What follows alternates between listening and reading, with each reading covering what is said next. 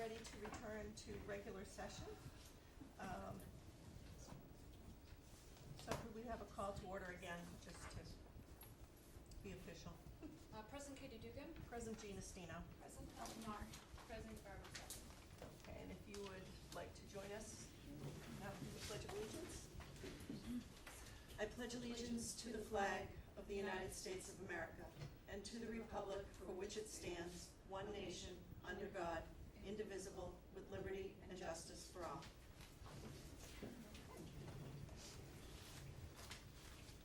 So the next item on the agenda is invitation to speak. Does anyone have any? I got one. Our audience have one? I got two things, actually. Nathan Redmond, 44th Ave. So I don't know if you heard, I was recently appointed to the Capital Budget Committee, and the recent reorg, I was assigned liaison to the schools. I didn't hear that part, but I heard the first Yes. part. And as well as facilities, as well as IT, so all encompassing. Wow. One-stop shop. Yeah. So Yeah. you'll be at all our meetings because we discuss all of those things. Yes, make sure you're on time so that I don't have to be. The other thing that was, I haven't seen on the agenda, several of the past agendas, I was just wondering if maybe you could speak to kind of the timeline for the superintendent search and what the plan is for that. So I know that people have been asking me questions, and I kind of the same question, what kind of the time frame you're looking at for that. Sure, okay, and we will address that. I guess I can address it now. We did a workshop with MASC, which is the Mass Association of School Committees, earlier in June, and had someone come and just basically go through what a superintendent search looks like. I actually was on the school committee for the last search, so I have all of the institutional knowledge in a notebook. We have discussed it amongst ourselves a couple of times. They recommended that we start by, it was November, but we're actually looking to start a little bit sooner than that. I'm in the process of contacting other school districts who've done searches recently to do a little bit of, deep digging to see who they used to help them. We'll discuss whether or not we're going to use somebody to help us. All of that is ongoing process. It's not on this agenda. It will likely be on the next agenda. Excellent, thank you. Okay? You're welcome. Did you have another question? That was it. I thought you Well, had two two. things. Well, the first was about the capital budget. Right, Committee, so. okay. Congratulations. Congratulations and look forward to working. Yeah, could you try and get them not to schedule on school committee nights, please? Usually the capital budget committee is on Mondays, Yeah. so I think that's what we decided on. At the Okay. end, it got a little hairy, so that's good news, though. Yeah. Okay. Is Sam still the chair? Sam is still the chair. Okay. Good. Because we did send him our whole year schedule of our meetings, so hopefully when you guys schedule, he'll Yeah, keep I that in think mind. we zeroed in on Mondays, but Brings Yeah. change. Actually, Monday's a good night.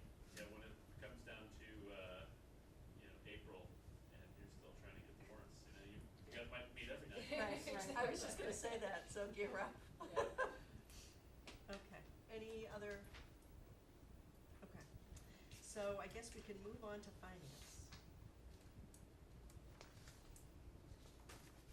Okay, so the first item on the agenda for finance is the approval of the warrant. And excuse me for a minute, because I didn't take my.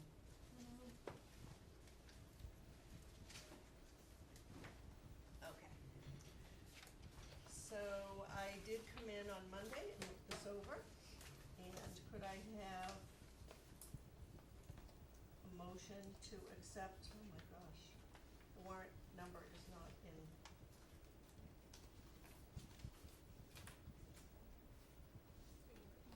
Yeah. Right, okay, so could I have a motion to approve warrant 17-02S? So moved. And do I have a second? I'll second it. Sorry. All in favor, roll call, please. I, Katie Dugan. I, Gina Stino. I, Barbara, oh, sorry, go ahead. I abstain, Ellen Mar. I, Barbara Sutton. Okay. All right, very good. They didn't let you win.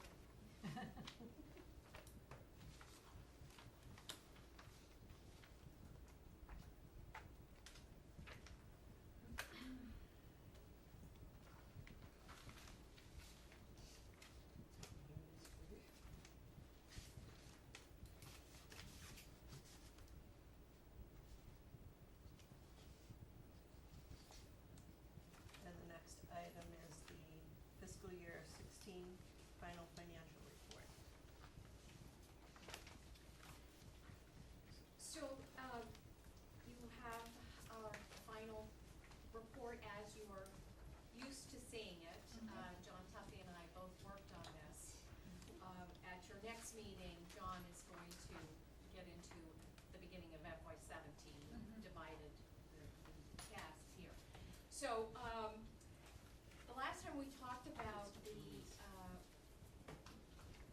surplus was at the June 22nd meeting. And it was $143,863 estimated after $115,000 of prepay. And as you saw, it came out to be about $145,000, so we came very close, and I wish I could take credit for that, but that's just the way the dollars fell. Right. So John and I spent most of July 14th, which was the day before the budget was closed in the accounting system, doing the budget transfers that we had discussed. There were a lot of intra-cost center budget transfers. There were a lot of negative balances. And that's why I included the other financial report, which is the amended budget, which would be very important for your information as you see what happened last year with unexpected expenses. There were a lot of salary movement and position movement, as you know. I think that accounted for a lot of it. So, I think I just would ask if you have any questions. I do. Ellen? You go first. In June, I believe that, some of the staff can get prepaid for summer, they get their checks for the July and August It's called lump sum. lump sum, payroll. okay. So my question is, if they're paid in June, is that reflected in this year end, even Oh. though it's for Oh, FY yes. 17? Yes, So then FY 7, because they earn it in FY 16. Oh, And so because it's accrued. it's accrued, Yes. okay, but is it at the next fiscal year's rate, or is it at the No. previous? Okay, Yeah, July 1 starts it again, and they'll have contracted increases. but is there lump sum through August until school If- starts? If I can explain that Yeah. a little. The teachers have agreed to have extracted from each of their paychecks enough to carry them through the summer. So we basically become the bank, and we keep a little out of each of their 21 paychecks, and then give them a lump sum Oh, to okay. carry them through, just in the event that some are not great budgeters and Okay. we don't want them eating pasta and peanut butter all week, all summer, Yeah, so okay. it's just, we become a banking Oh, industry okay, is what we all do. right. And that's pretty standard, you can choose your pay option, right? Districts do, we don't have that option. Oh, okay. Got it. This is the only district where that's not an option. And other districts that I've been in, teachers check off 21 pays where they're paid regularly and receive nothing in the summer. Or decide to have 26. 26, yeah, okay. Okay, So there's no option here that, Correct. okay, It just streamlines the payroll. okay. Any other questions? Yes, but I need to digest this more. Okay. Just looking at this, I like the new report, so I don't wanna bog down the meeting with a lot of And I know John independent questions. plans to talk to you about options Yeah. for future reporting, that will get you the information that you find helpful. Good, good. Kate? I guess, just one editorial comment. I did like this new report format, especially at year end with the amended budget, because it Yeah. was helpful to really, you could go through and literally pick out very quickly where we had, issues in how we budgeted a particular line item and what landed out being expended, so could be a guide for next year for us to explore transportation salaries. Are we budgeting that, correctly? So I thought that was very helpful, but I do look forward to having, perhaps a finance and budget subcommittee meeting with John later this month to explore report formats and potentially even maybe customizing something in SoftWrite that kind of does not only the detail, but perhaps creates an executive summary sheet too, that's not manual. Yeah, yeah. Cause That's the trick. 800 data points to Yes. generate this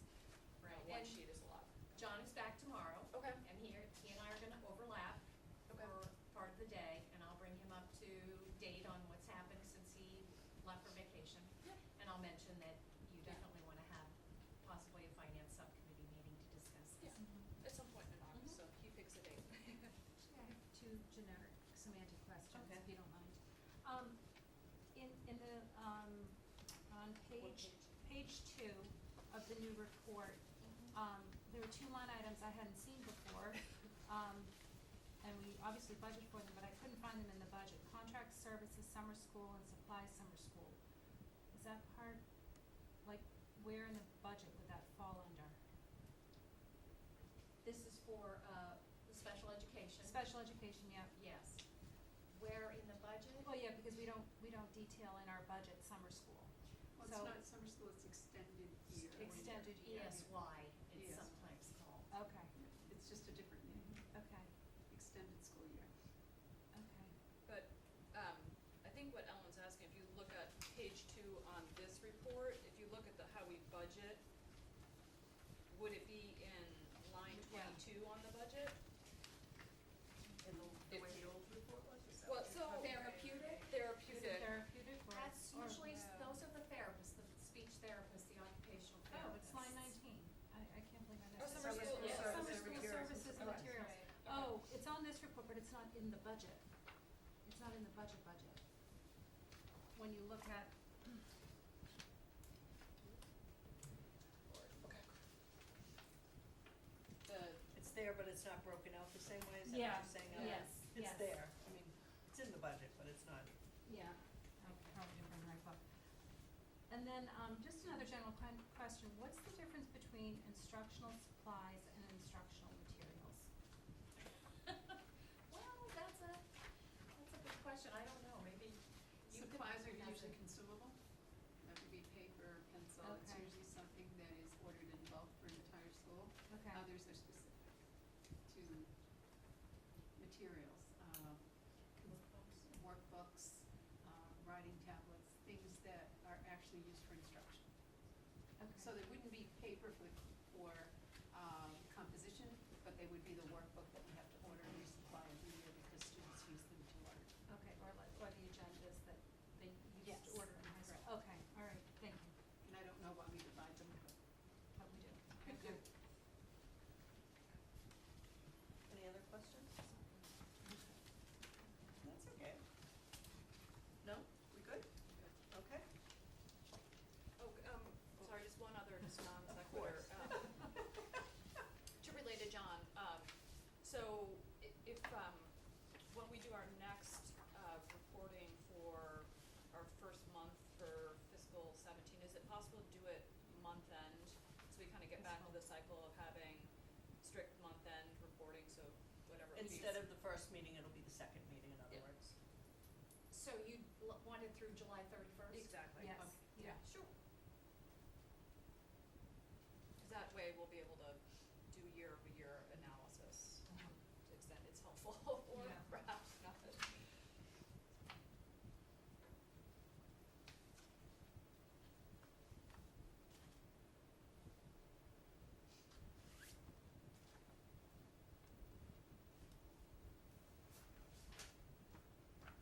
Okay, and the next item on the agenda is the FY16 athletics report. before we go on, before Okay, Marge leaves, sure. I wanna thank her, this is her last day tomorrow with us. Oh. And she has been a lifesaver, pretty much literally. So I think she's been wonderful both to work with and to be efficient and communicative, so, I wanna publicly thank her. Oh, Thank you Marge. very much Thank you, for your Marge. help. You're We welcome. appreciated it. This has been, the people here have been fantastic. And I didn't pay her. I am gonna stay just, short for athletics because I've been working with Ron on different Okay. things. Okay, great. Sure. This is the same one. Could join. Here's just a new one. Okay, I have, passed out an amended report from the report I sent you the other night. I actually, after our Hall of Fame meeting, I met with Ms. Tomorrow last night, and I answered some of the questions she had with it, and we included in that a, cover sheet that's on the top of that, which ties in all 3 seasons. So it's a FY16 total of what we expended and what we budgeted. So that helped. I was working on 3 separate spreadsheets, one for each season, and speaking with Ellen, she was looking for more of what a total overall expense of all those seasons plus our all sport expenses were put together. So that's all right there. Okay. And it matches up very well with the cover sheet that you received from athletics that Marge put together from us, running the report from revolving and budget. So if you have any questions on that report, happy to answer them. I'm sorry that it was amended, but there were some errors in it that I made in some of the calculations on the first report I sent.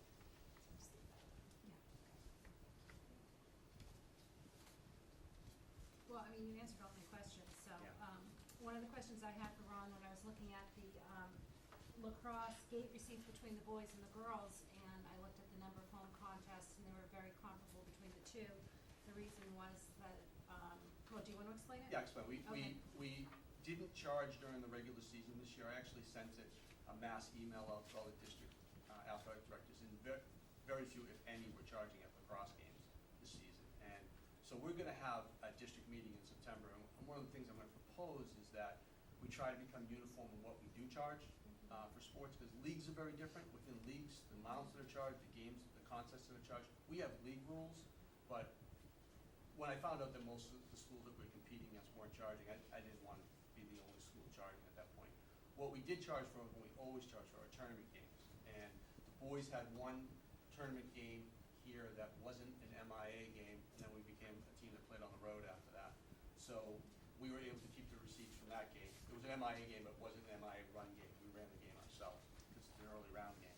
The girls had 2 home games, but they're also coupled with Hull. Boys played here at the same time as part of doubleheaders.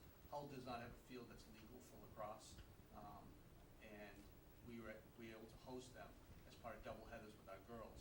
So we kept the receipts for both games. So those girls' gates were huge, and even though the number of home games were comparable, the tournament games were so big because of the Hull games that were added to it. The girls' receipts were much bigger than the boys. Right, so it was 4, so there's no regular season admission to games, which I think is great, and then 1 boys game Mhm. and 4 girls games, so the gates were about the same, because it was about double, I think it was like 33 and change for the girls divided by 4 is about 850. And we may go back to it, but I would do it only if there was a vast majority of the teams that were playing were charging. Right. In night games, it wouldn't be every afternoon game, it would be only night games.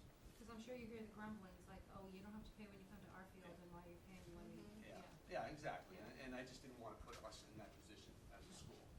But it is gonna be, I've asked it for it to be a topic of discussion at our district athletic director meeting in September, so that there's more uniform across the board from all the schools in our district.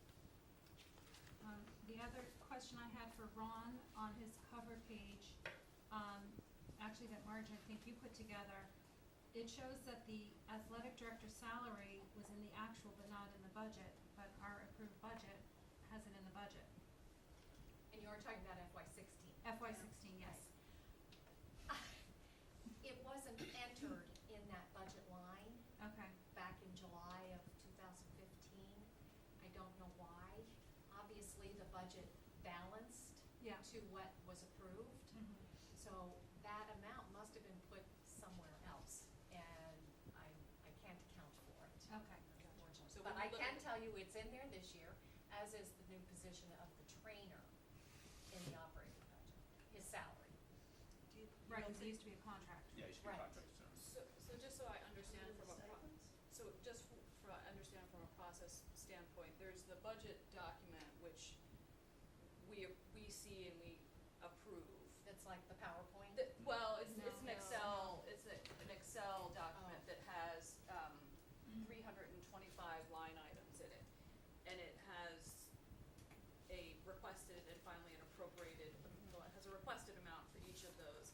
I assume what you do is try and take those 325 line items and then marry it up against how many cost centers do we have? I mean, you literally have to take that 325 line budget and then marry it up against our cost centers, which are different in a lot of cases. Right, and I did it for FY17. I Gotcha. did have an spreadsheet that Dave had done. And, after changing some account numbers, it wasn't that difficult to enter. We had, you created some new positions and some new departments, so the town finance director had to create new budget account lines and names, so we did all of that. I think there were 7.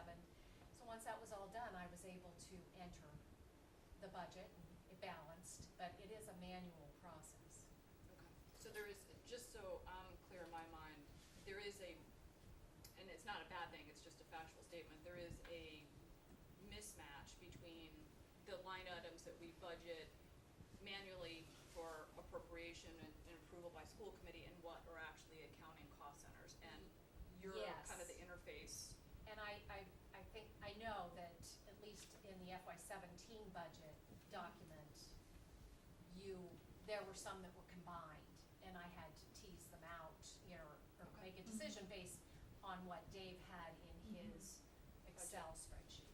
So could I put one more thing on John's to-do list, which is if he could actually run the FY17 appropriated by cost center, basically what you had to do to input the FY17 appropriated budget into SoftWrite, can you run a report that shows what that looks like by cost center? Sure. Just so cause We again, have every line in it. yeah, Yeah. because Ellen and I are now operating off of kind of 2 realities. One is the 325 line budget document, and the other is the cost center. And if we're gonna start using standard reporting that uses cost center, it'd just be helpful for me to start Right. familiarizing myself with how the budget got transferred to those Sure. cost centers. And a lot of it's easy, as you said, but in some cases you had to make a split in order to make it all match. Right. Okay. Sorry. I did have a question about, so just stepping back on the summary sheet, Ron, it looks like in terms of revenues, we did, better Yep. than projected by the tune of $73,000, or almost $74,000 in terms of user fee donations and paid receipts. And then we were very close, or at least in my mind, close when it came to budgets and actuals on game staff, transportation, and even salaries, given that we hadn't budgeted a contractual increase. But the one line item where there was a big variance was on vendors. Can you speak a little bit to why there's $72,000 over in vendor spending? A lot of it this year was facility rental. Ice time was very high over budgeted with that, and then you get different line items. The things that I projected that we were gonna buy, like the mobile storage carts I talked about earlier in the Yep. year. So those type of items were all bigger priced items that we ended up spending more money on. Yep. And like our football uniform purchase, which was a large purchase, $14,500. And so and some of the donations in that $39,000 worth of donations are vendor donations too. They're I not got just you, all so salary. it's kind of, the donation is up above, Come in and and- it matches Yes. the specific. It increases the expenditure level. Yeah. But that's coming in, it's coming in and going out, that $39,000. Yeah. And a lot of it, some of that is some vendor costs, like ice time that was bought and The uniforms. boosters would support Yes, that. and that's some of the stuff, and a lot of that is coaching salaries too, for extra coaching positions, those donations. And that would come in and then you'd spend that back out. There's essentially 3 things that you take in from boosters through your office to process as a donation: coaches, salaries, Yes. uniforms, Yep, ice time for hockey, Yeah. or big equipment purchases. yep, exactly. So, And the only other thing too that we've started taking in, it's not really a booster club, but the summer fitness program. That was something that's come in from donations from the Charity Fund and the Pelican Ball Bank. That goes through Friends of Cohasset Football, and then goes right, through yeah, 'cause we've approved those. South Shore Playhouse to the Charity Fund. So Mhm. those are also donations that come in that, and some of it will be vendor items. We will be buying equipment from the Mhm. money that's left that we didn't spend on staffing for the Mhm. center, which has been a huge success this summer. It's Mhm. even bigger than it was last year, which has been great.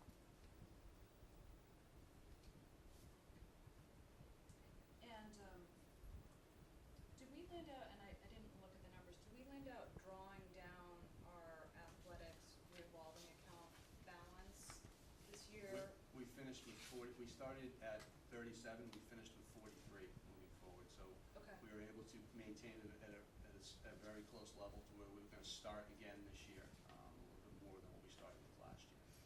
So, and by doing these reports, I was telling this down last night, the good part is, as I'm going through the season, and each season, I'm seeing that, okay, our projections are up in revenue right now. So Yeah. we're able to make purchases that come up at times when I know that, and we can spend that money, because I know that we're not down in our gate receipt projections, we're not down in our user fee projections.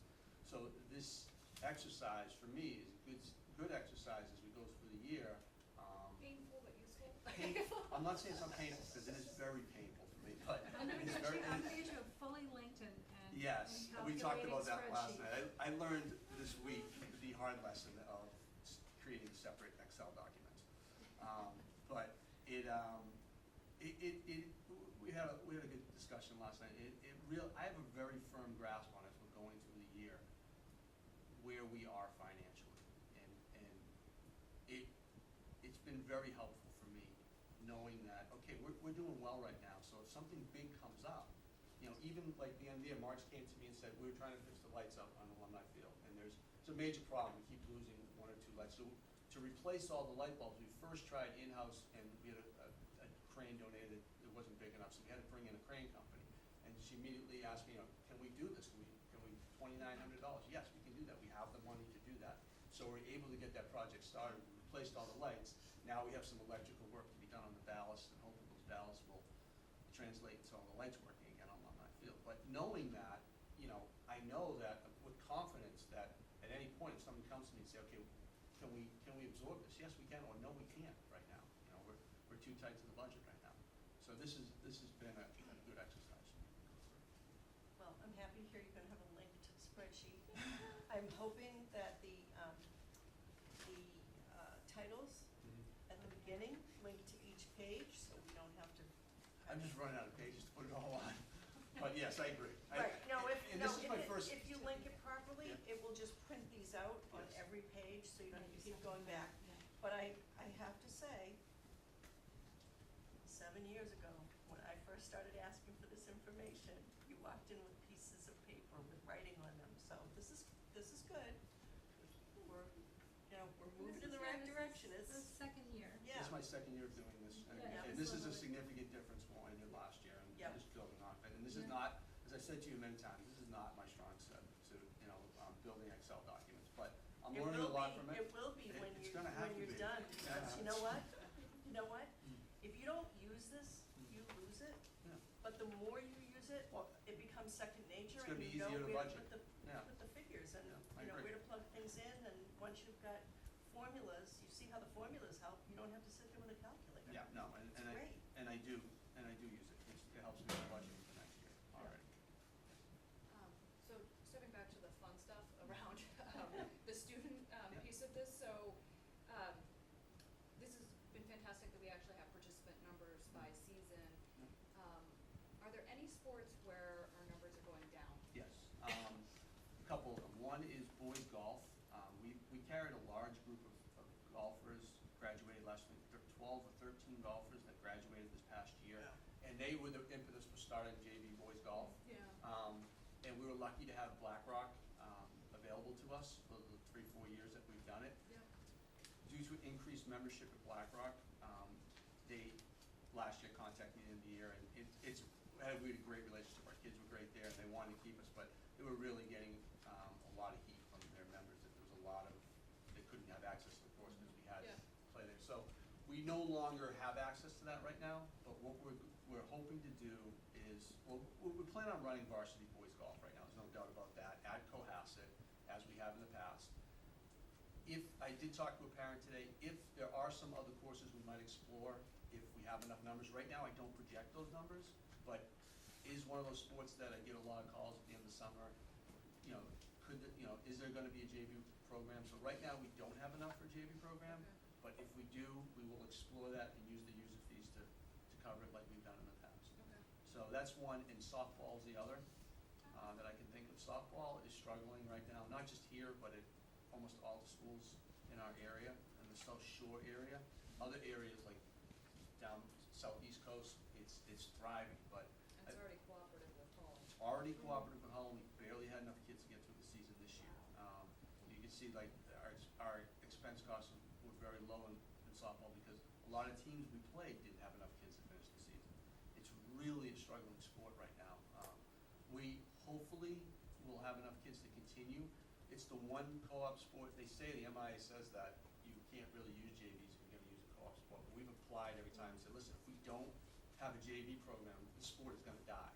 So every time they approve our co-op, they have approved the JV program, because we're really struggling with the numbers and our level of participation. But our league is too. All the schools around us are struggling with softball right now.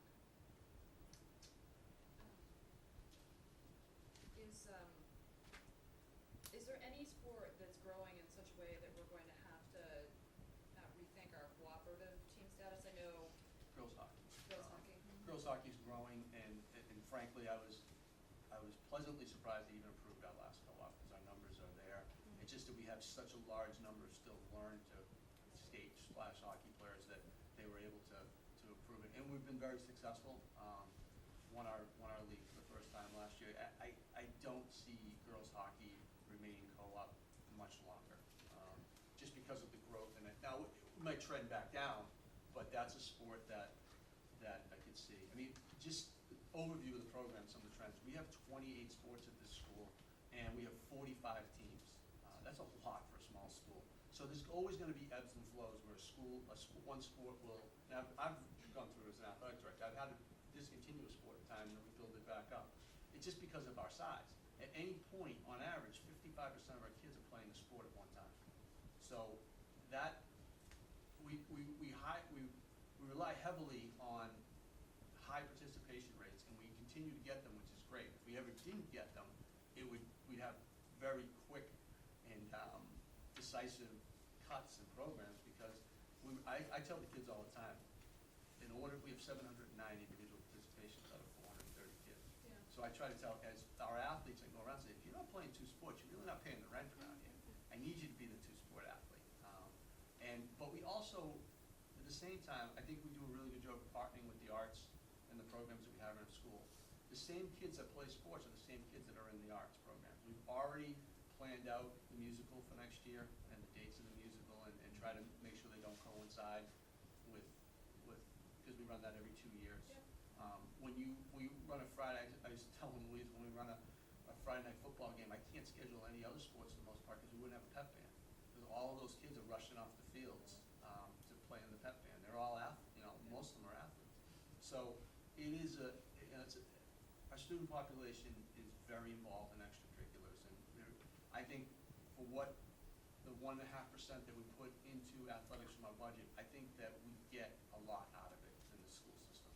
The success of the program, but also just the participation and the lessons learned, and the fact that our kids can do multiple things. They can be on the debate team, they can be on the football team, they can be in the arts, and they can be on the sports team.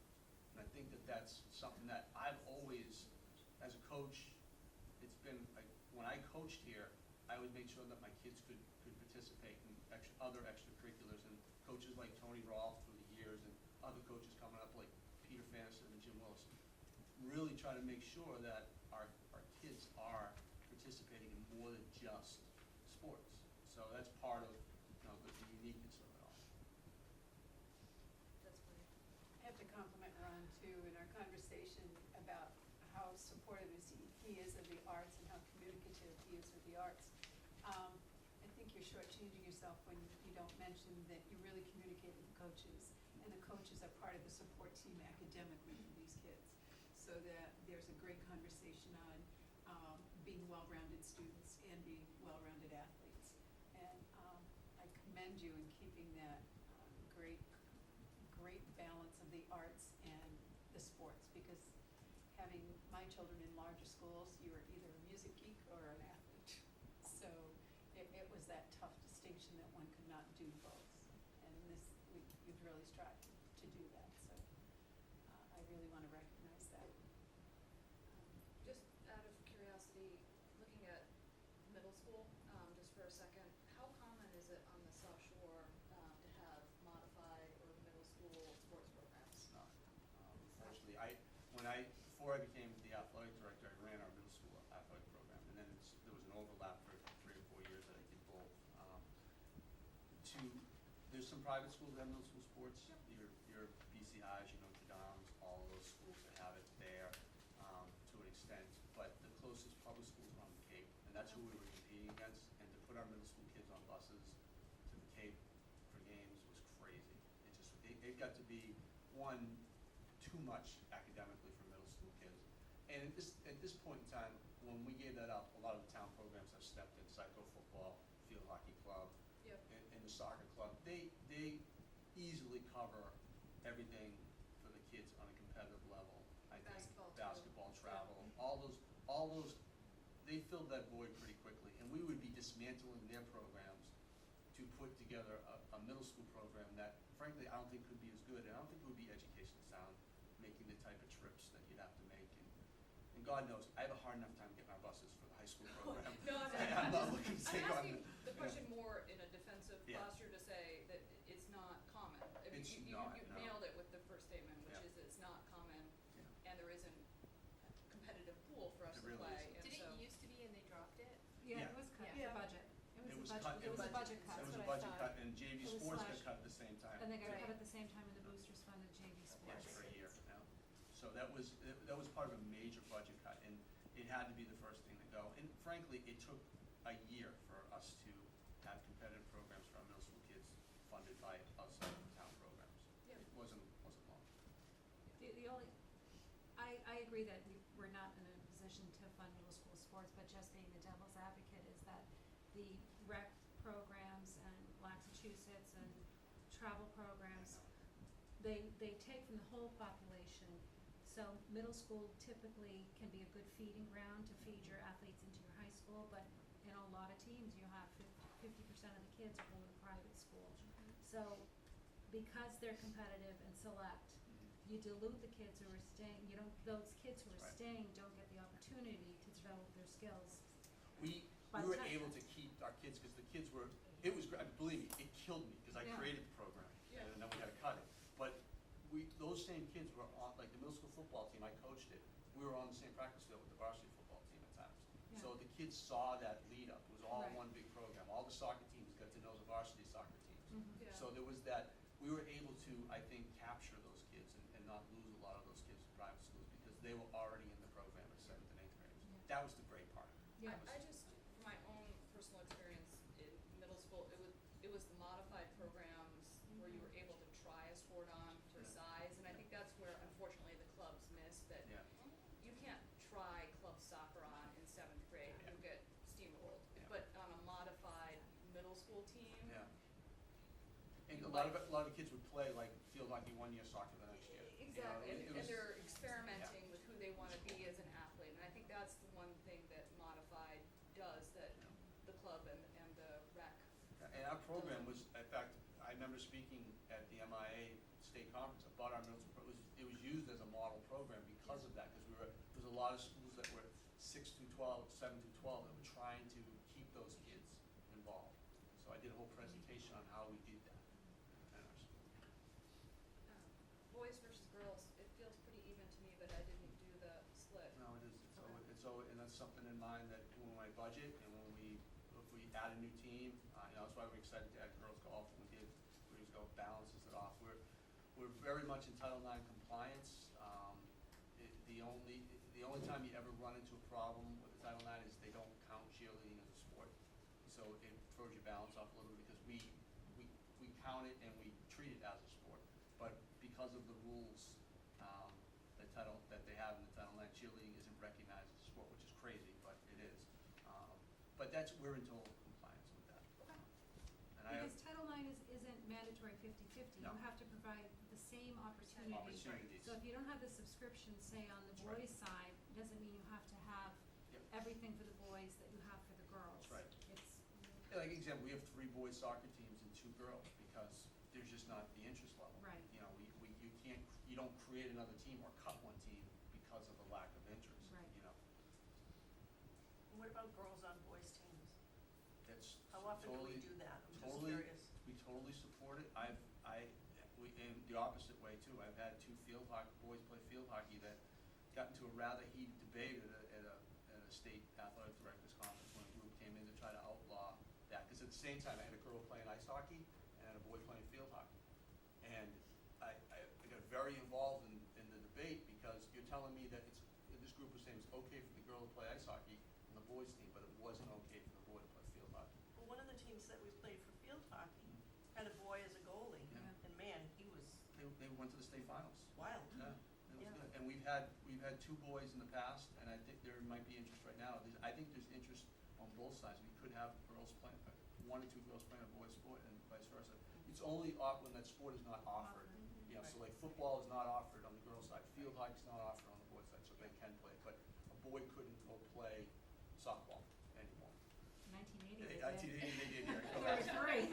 We talk about that all the time in our Hall of Fame There were 3 meetings, in my but class, they weren't too attractive in the girls' uniforms, but, they were groundbreakers. yeah. That's Yeah. funny. So, Here, here. Okay, any more questions for Ron? No? thank you for your Okay, time. thank you. Thank you Okay. very much for Thank this. Thank you, March. I would like to echo what you guys said about March. She's been fantastic. Yeah. She really helps me a ton. Ron, I just have a random comment, but Yep. did you see the article, or it's just about decreasing participation in golf overall Yeah. nationwide, and Yeah. Nike selling their, I mean, they have Tiger Woods, that's a whole other story, but there's a bunch of people selling off their. Yeah, Nike, it's funny, like golf was, 5 years ago, no one ever It's thought so golf was gonna No, take a it's hit, hot. and it is, but it's nice to see girls golf is exploding in our state.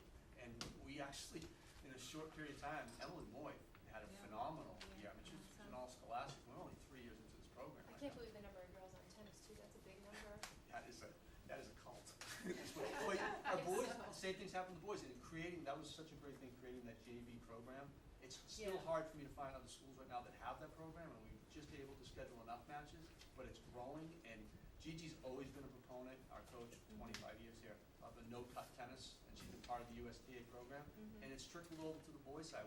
We had almost 60 kids play tennis this But year. that's an example too, of kids actually can play tennis. I had a babysitter who was playing tennis, I was like, oh, have you played for a long time? She's like, no, I'm just learning. I was like, wow, awesome.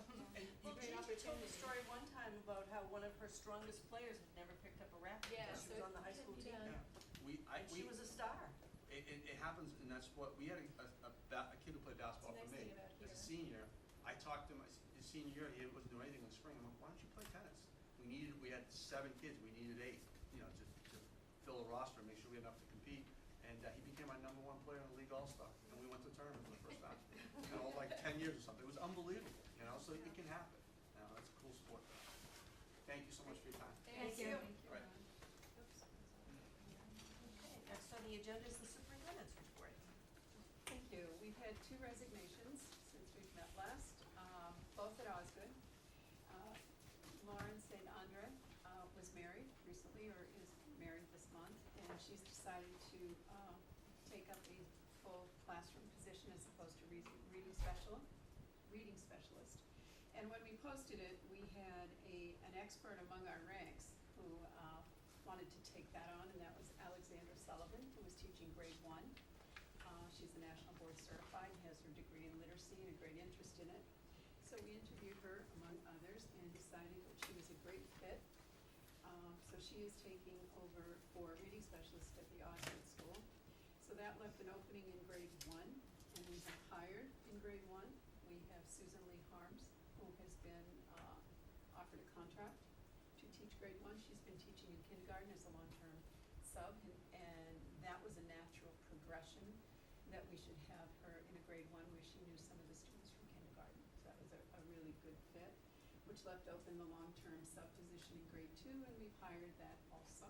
So all our teachers are hired in both Joseph Osgood and in Deer Hill. Letters are going out on Friday with assignments and so on, so in both schools, we're in great shape. We also had a resignation on Monday for the art teacher at Joseph Osgood, Emily McMahon, resigned from her position as art. She has been looking for 2 years to be closer to the love of her life in New York City, so she has accomplished that task.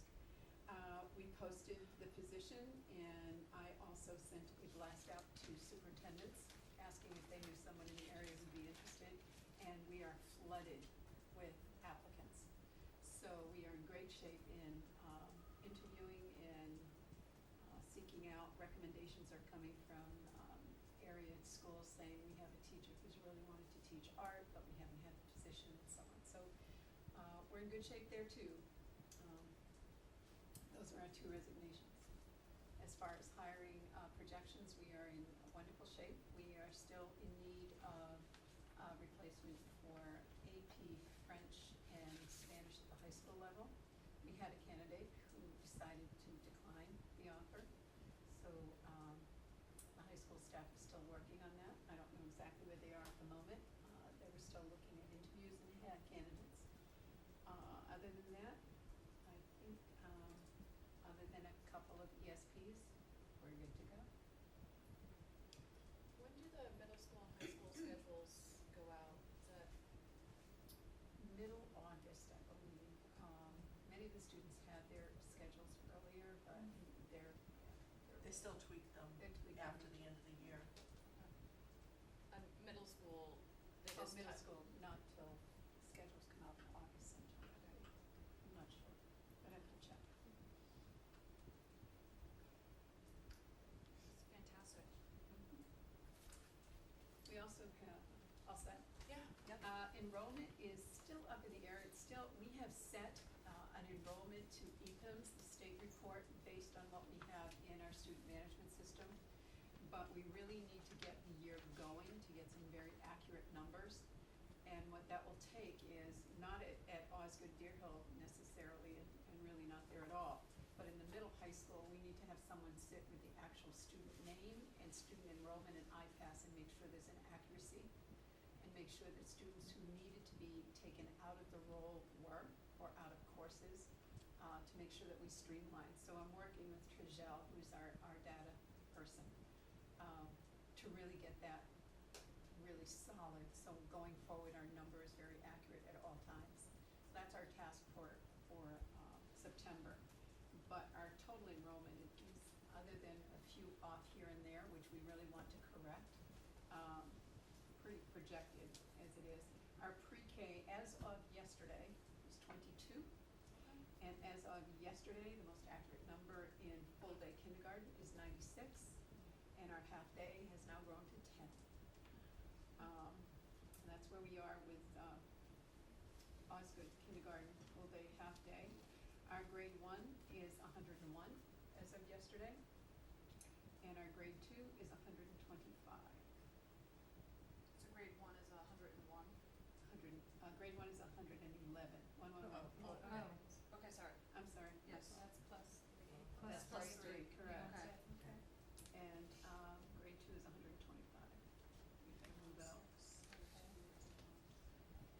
Grade 3 is a projection from grade 2. And that's all we have at the moment because there's a transition from Osgood to Deer Hill. But the grades 4 and 5 are solid according to last week's numbers, 136 and 137. That's from the principal herself. So the other numbers for 6, 7, 8, 9, 10, 11, and 12 all came from the principal's counts as of July 1st. So I still have the question on grade, the incoming grade 5. Yes. Cause I didn't understand where the additional, it seemed like on the April report that had, I think, May numbers, the number was 123 or, Yeah. so Okay. I'm just trying to understand where those 10 or 13 kids. We've had quite a few movement. This I'd is have all to of ask Jennifer, and I will ask her tomorrow. Okay. Yeah, it looks like 5th grade had, what was it, 13 move-ins?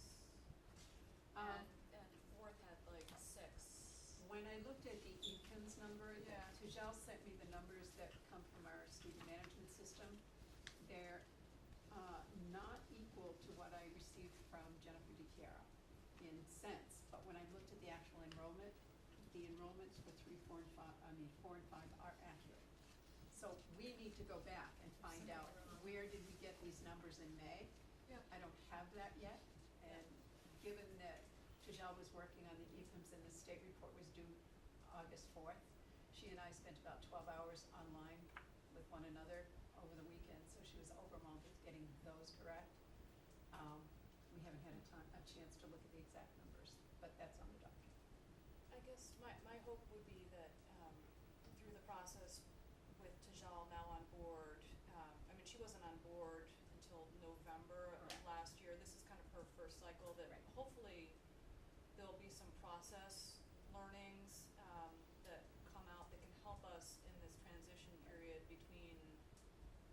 year-end and summer. Yes, and that's where, Tijal and I have had that conversation, we actually have to sit down and look name by name and make sure that our IPAS entrant, names and tallies are exactly to what's in front of us in September. But we really have to wait till September to start doing that when we roll everything over. Things are just rolling over this coming week. The state reports went in.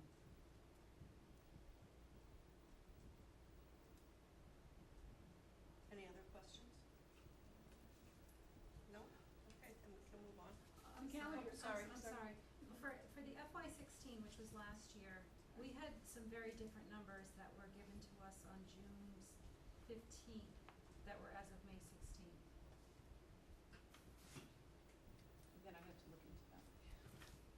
I don't know if anyone else saw it. Like, for example, in grade 3, we were told the enrollment was 130, and here it says 136. And I'm talking about last year, yeah. I wasn't privy to that information. What I did to get these numbers Yeah. is to ask the principals, what is your Okay. actual as accurate as possible number? And are you sure those are accurate?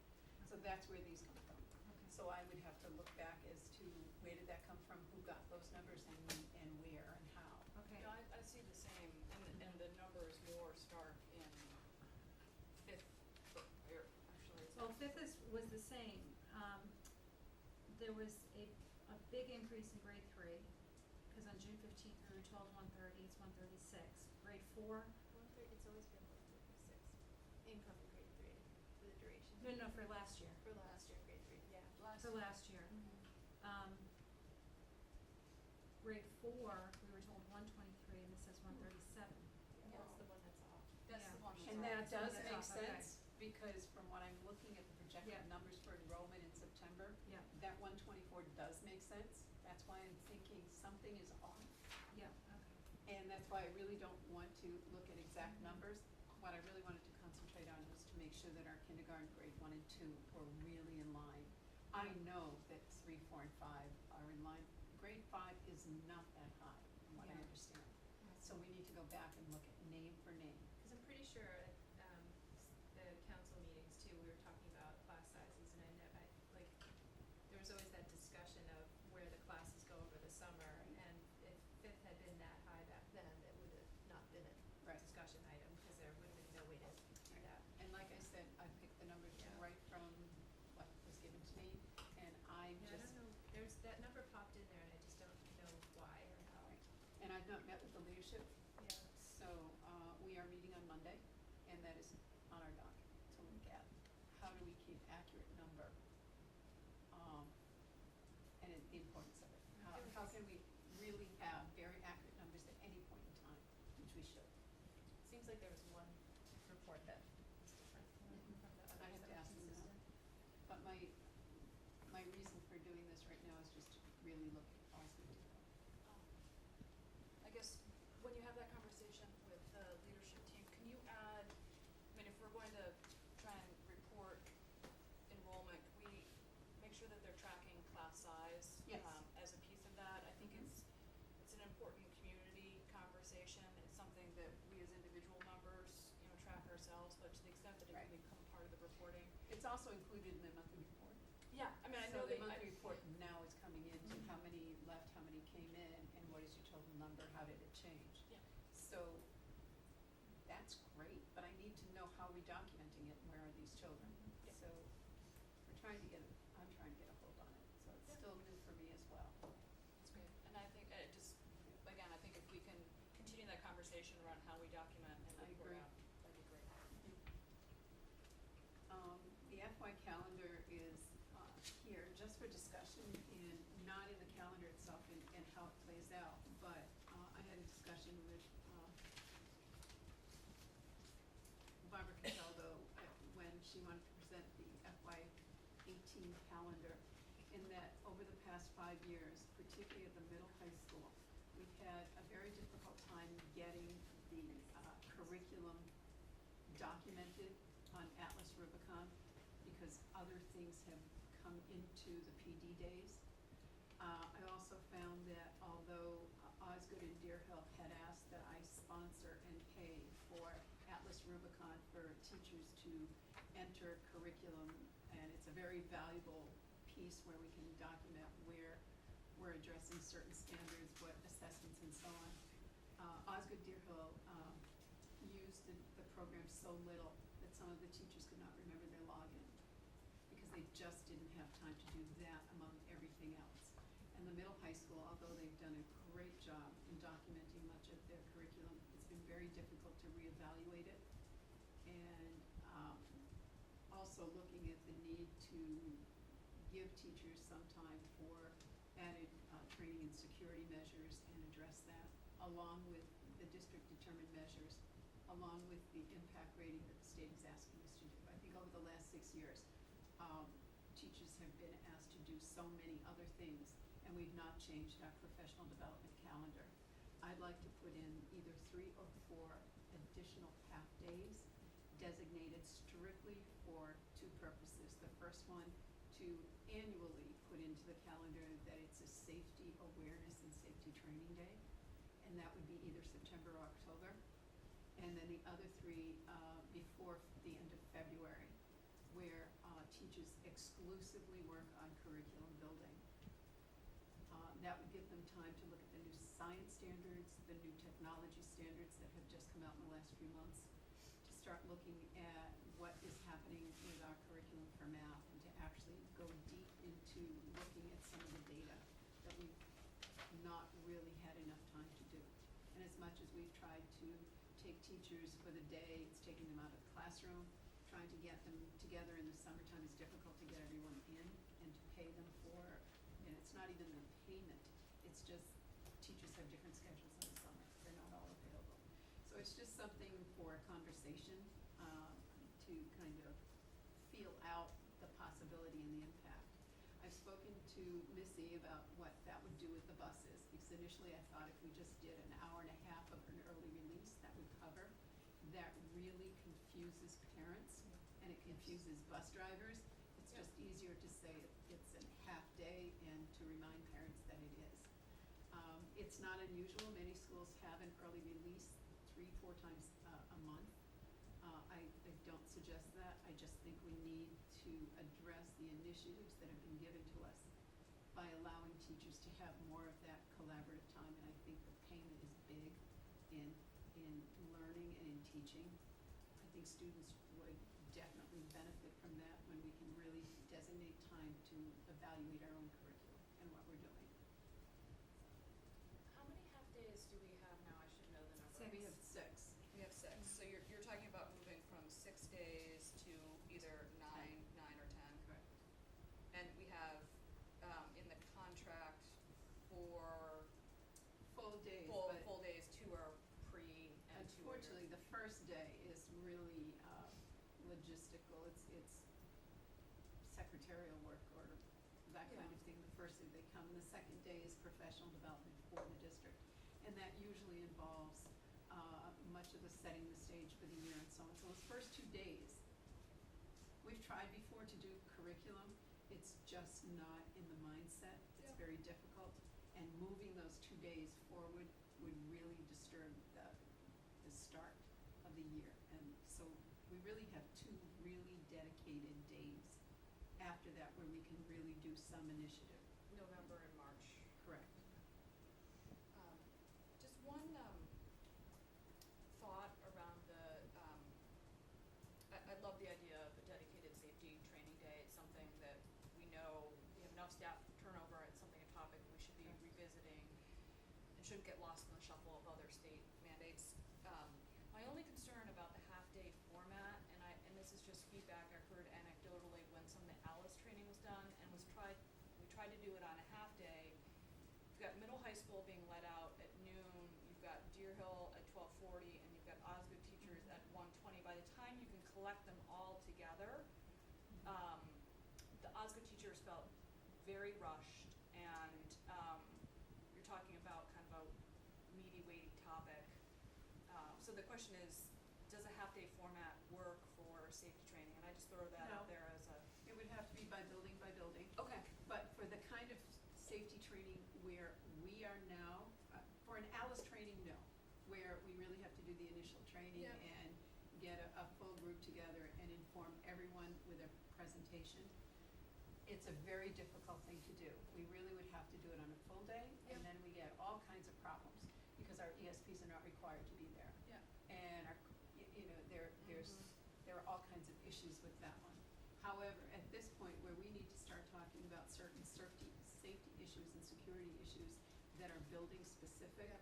we could do that on a half day. Okay. We could really look at what do we need to do, and do we need to do something as that Alice refresher? We could pick that first day and do it then when the teachers are here, and pay the ESPs to come in and try to do that and play with it. But the refresher could be done in a half day. There would be drills, there would be information, there would be reminders. A staggered start to that, by building for security might work too, because then you could get Sergeant Lopes maybe to hit each building, because they're staggered. I think security, we could work it out. Yeah. Okay, Yeah. as long as you're doing it by, your Right. solution of doing it by building, so that you weren't trying to rush the whole Right. staff together, and it also incorporates the ESPs, I like, okay. Yeah. I'm sorry, I'm confused on how many extra days, half days. 3 or 4, but I would Oh. prefer 4. 4, okay. And then I'm just gonna dovetail on what Katie was saying about the ESPs, and I think that you and I have had a conversation about PD, and I don't know, contractually, whatever, but I think definitely safety and security, they should all go. I think that, it's important that they get professional development, in a variety of topics, and I don't know how. I have a calendar for the year, given to me by Mary Buchanan, and I have viewed it. It seems palatable. I really need another conversation on what exactly will happen on those days, but I have all of the half-days scheduled for them in a unique professional development for them at this point. Because they So- participate in all the half days, right? Yes, Yeah. they are Yeah. required to be here in half-days. They are also welcome on full days, and we've had the conversation on how to welcome them into those full days. Gladly will we pay them their per diem. I would like to see them there. We changed that contract language to But the- allow, that language, make it The more issue is many of explicit. them have commitments where children are home and so on. Mhm. So it's rather sometimes difficult to schedule, but we do have a schedule very much focused on what they need. Just one last question, and I can't for the life of me find it in the CTA contract. I know that the 4 full days are, we have those contractually as 108, it's 180 plus 4, so 184 days. Is there there would be no need to reopen the contract for the 4 half-days, correct? I plan to have a conversation with the union people, but I felt that this was the initial conversation. I do not think so. Our days are outlined as contractual days and on task. We're not asking teachers to do an extra preparation. We're actually giving them time to collaborate. I don't see any issue. I Okay. think that they put those days in as a privilege to them, and we're just giving them a little bit more. But I definitely plan to check on that, as I did. Missy was my first line. I meet with Patty regularly, so that is in our conversation as well. And Patty and I have had a number of conversations on the security issue, on having places for people to keep their materials and their belongings and what is needed in each building. So I have a feeling that we have a common conversation around that one at least. Great. Thank you for bringing this forward. I just would like you to know that I plan to bring that forward to them and then back to you. Great. It's just informative. Thank you. Okay. Anything else in your section, Louise? Nothing. Okay. So the next item. Sorry, we don't have to vote on it? No? It wasn't No. a vote on the calendar Okay, yet. all It's right. just something in the event just that it is informational. public at Okay. this point, if you hear something or if there's any. Yeah. so If that the we can have calendar it very- does change, then we will vote. Right. Okay, okay. So the next item on the agenda is the Special Education Legal Counsel. And we had a couple of conversations between Louise and I with Mary Buchanan. And Mary feels that she would like to change legal counsel for special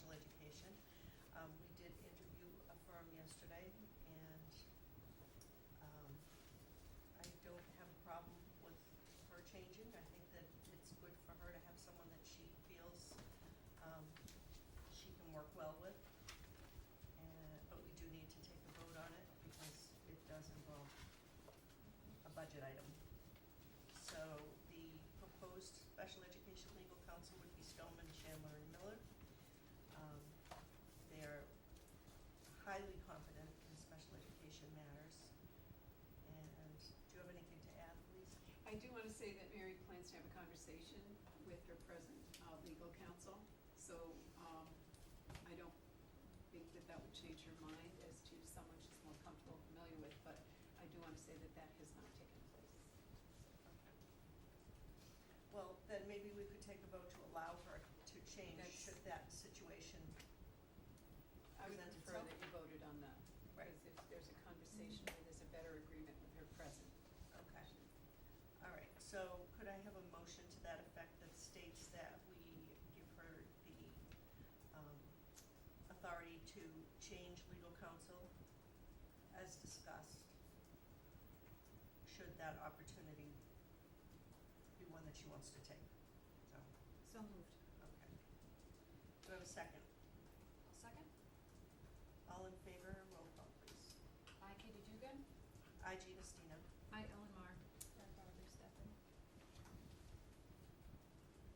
Okay, so that's all set. The next item is relabeling of policy IHAM-1 to IHAMA. And, a member of the school subcommittee for policy approached me and asked, if I thought that we needed to vote on it. I said, just err on the side of caution. I thought that it was a good idea. So, can you walk us through the process, Barb, of how this came up? Talking about, Yeah. I didn't bring any notes on it, but basically, we worked on fixing IHA and B and then noticed how the IH,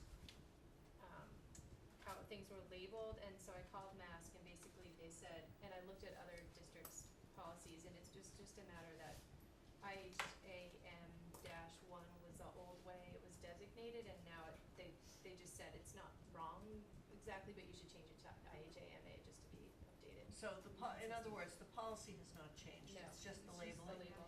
So, again, just to make it completely kosher, I think Yes. that we should vote to rename the policy.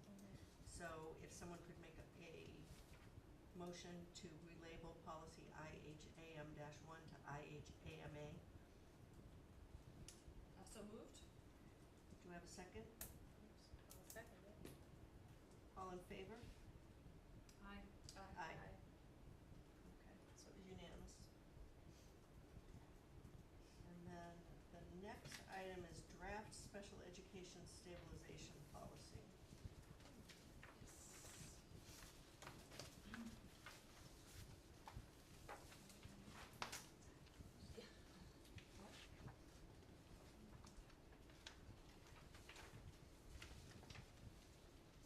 So, oh, got it. So, just to kind of step back and revisit this, so back in, July, we talked about kind of kickstarting the process, at least from our end, around, what a sped stabilization, reserve policy might look like. Barb and I both volunteered, one from finance, one from the policy subcommittee, to go off and do some preliminary background research, with Louise's help and also with Christina's help. We were able to kind of canvass the 10 or so communities that actually have already voted to establish a special education stabilization fund. And so what I thought we would do today is really not necessarily delve through the whole document, but focus on page 2, which is the chart that kind of summarizes kind of the key, and then literally pages 3 through 8 are just the actual policies, the total background that we're able to collect from these communities. And then we'll skip to the end of the document and just kind of go through some of the other considerations that we thought about, and then what we really did at the end with the help of John Tuffy and Mary Buchanan, was kind of take all this information and at least put together a draft, and I underscore draft in big bold letters, because this is really just that. And it's beginning of a conversation with this committee and a beginning of a conversation with Board of Selectmen and Advisory Committee and CPAC and others around what makes sense. But somebody had to start the ball rolling, so that's what we did. So on page 2, what we discovered is that out of the 10 or so communities that actually have put in place special education stabilization funds, and many of them recently,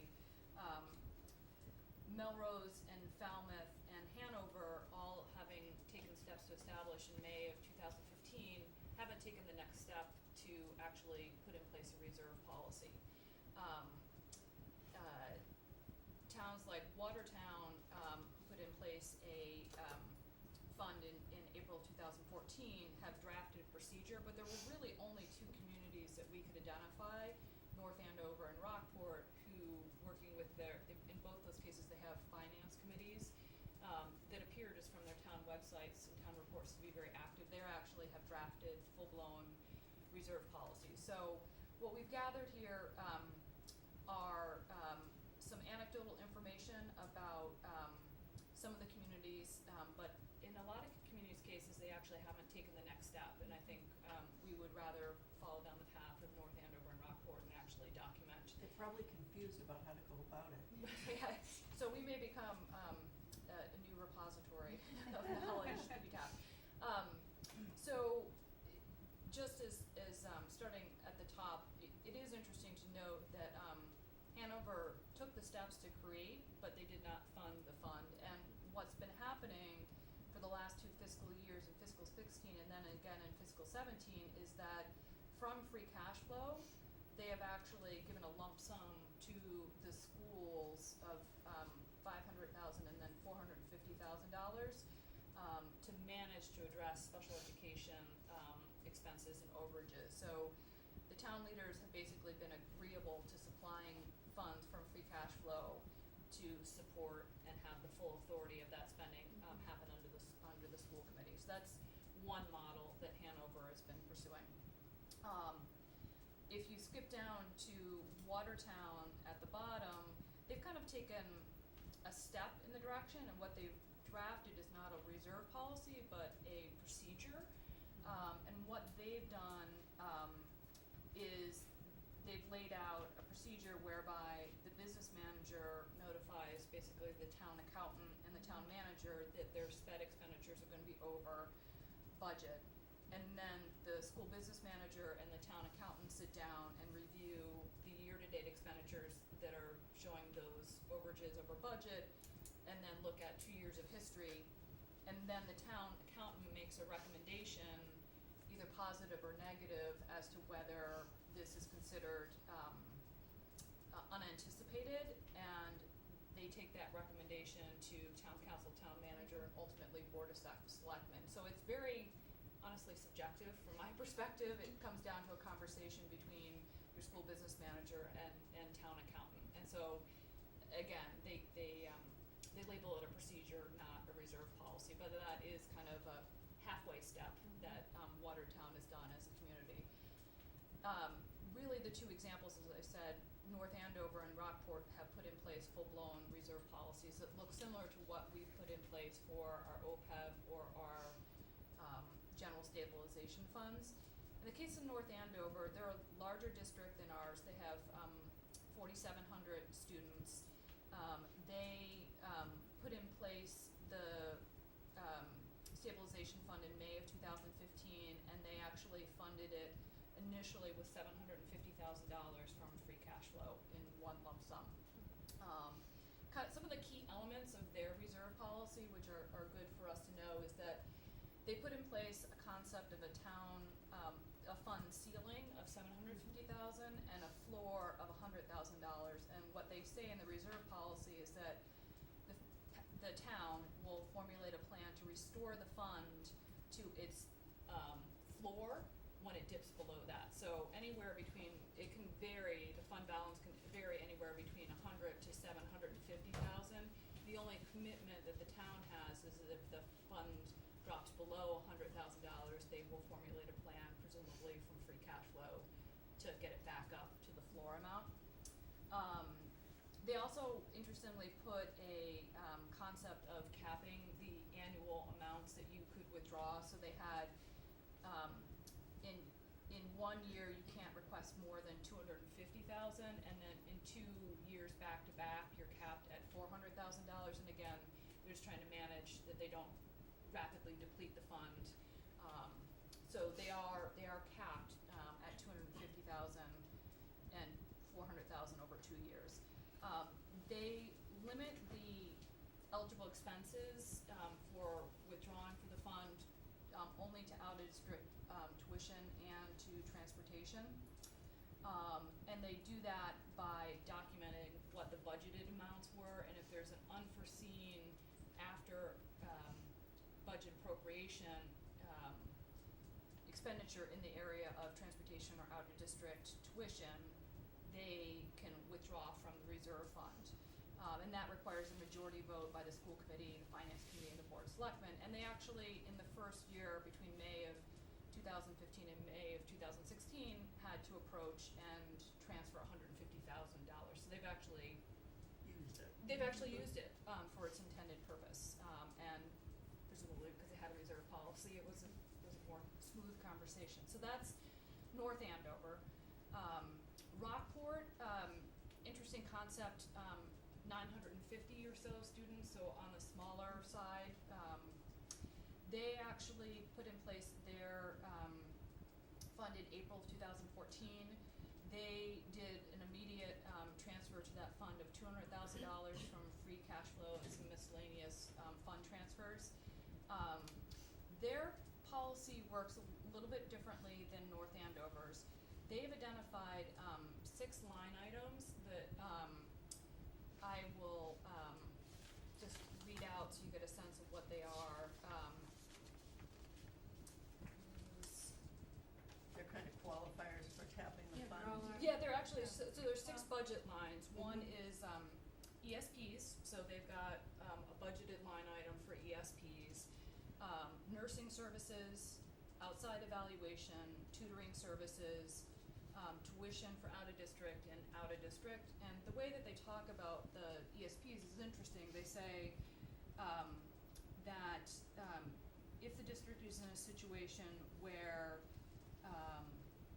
one adult needs to be hired and assigned full-time to a special needs student who would otherwise not be able to take part or attend in the educational activities of a regular school day, the alternative of an assignment of one-to-one aid versus a mandated placement versus out-of-district. So they're saying that if it's a one-to-one aid that allows the student to stay in the district, So that is is an there- eligible expense. Right, so their criteria basically states that they're saving out of district tuition by Exactly. hiring somebody Exactly. to assist the student. Exactly. So they have 6 line items that the way the mechanics of the fund work is that they, on an annual basis, budget for those 6 line items plus the rest of their special education services.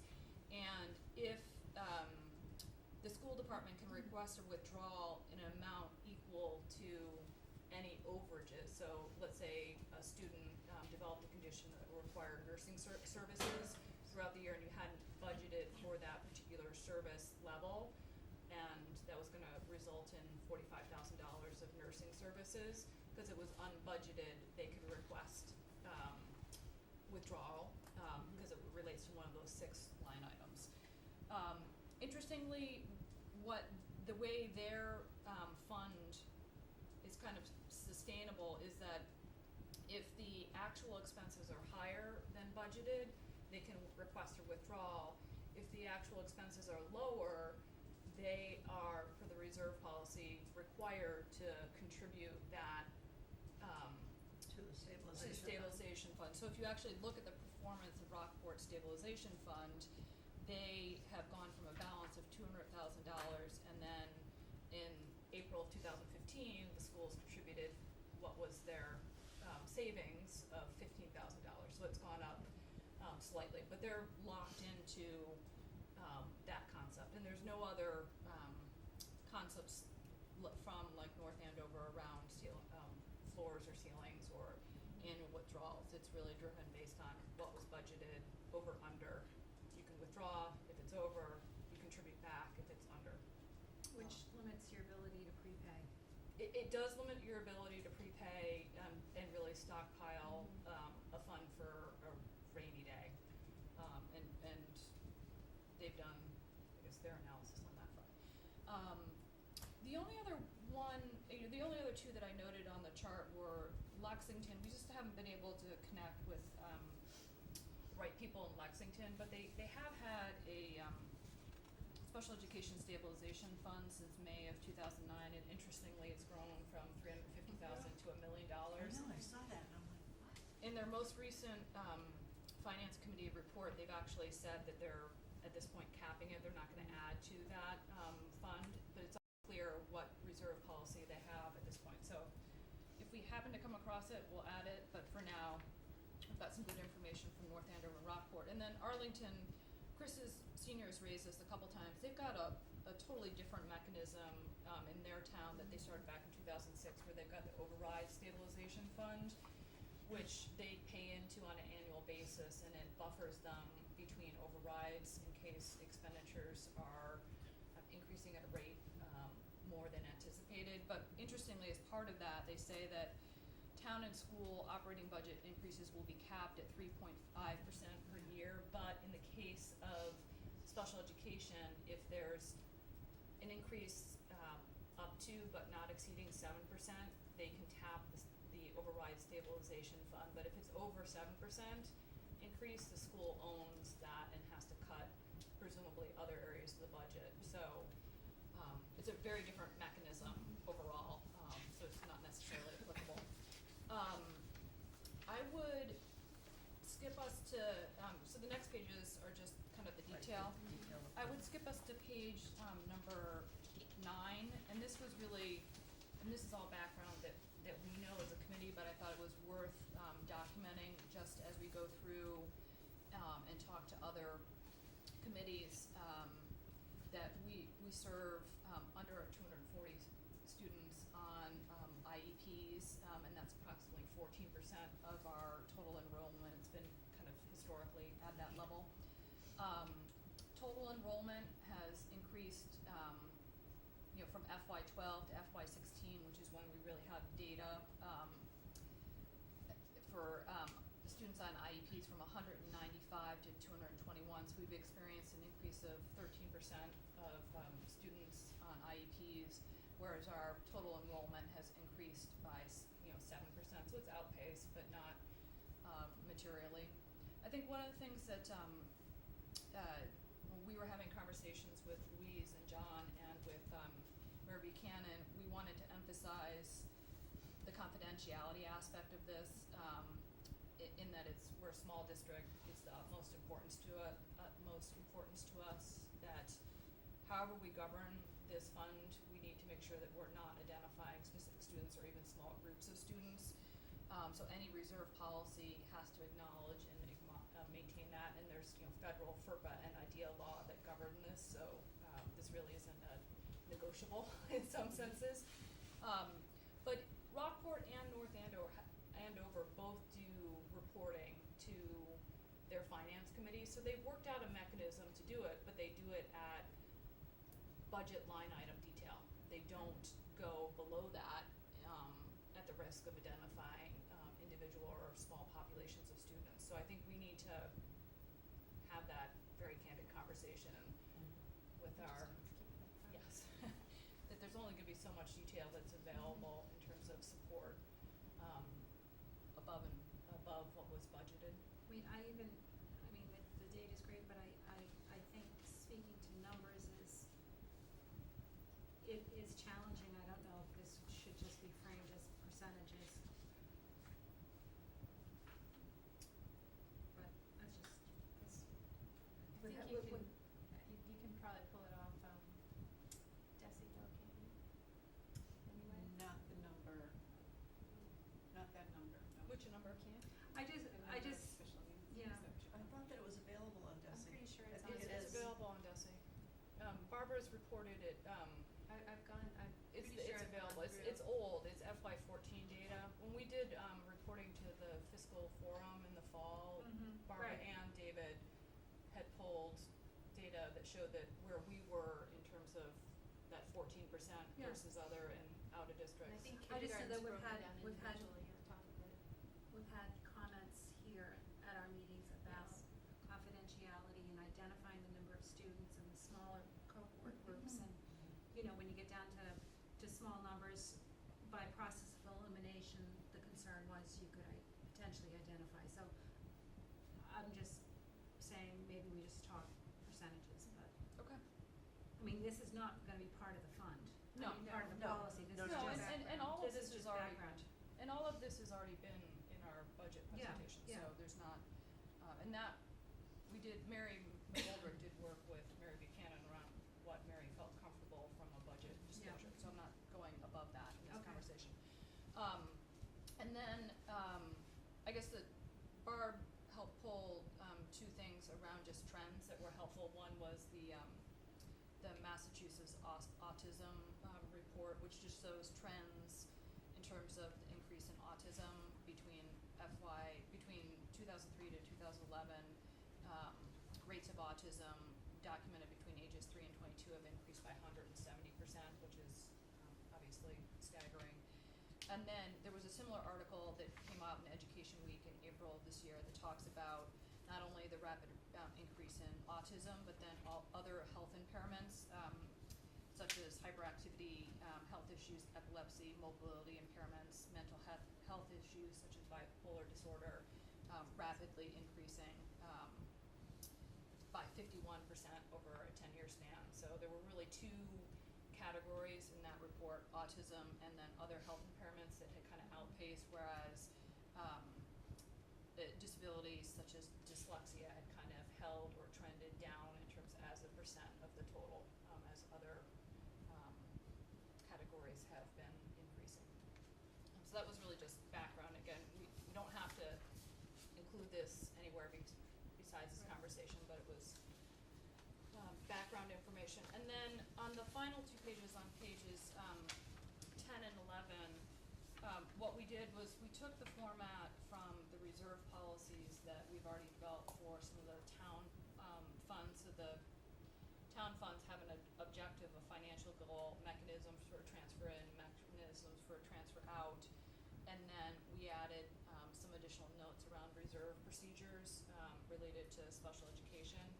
And again, what we did was really pick from Rockport and North Andover to try and incorporate and meld together with input from leadership team around what might make sense for our district. And what we kind of laid out here was transfers in could either come from free cash or year-end surpluses from the appropriated school budget without kind of committing an amount or a specific mechanism. So there's optionality on the town side to contribute matching funds, and it doesn't obligate the school committee to contribute a specific amount from the year-end surpluses.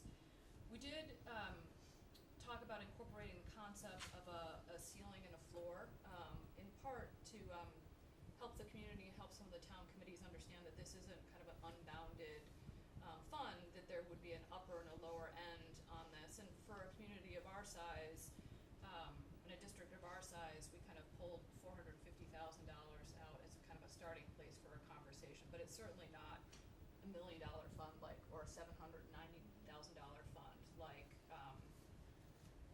North Andover or $1 million fund. Arlington.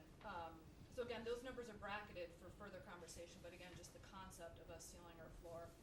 In terms of transfers out, what we talked about was the fact that we actually thought that it would be beneficial to have more than just out-of-district tuitions and transportation costs related to out-of-district, that having the ESPs, nursing services, testing, assessment, and tutoring services, similar to what Rockport had, would actually be beneficial. In the case of nursing services, we have seen that some years spike where we've had, you know, $50,000 of unanticipated expense depending on what has happened, in the district.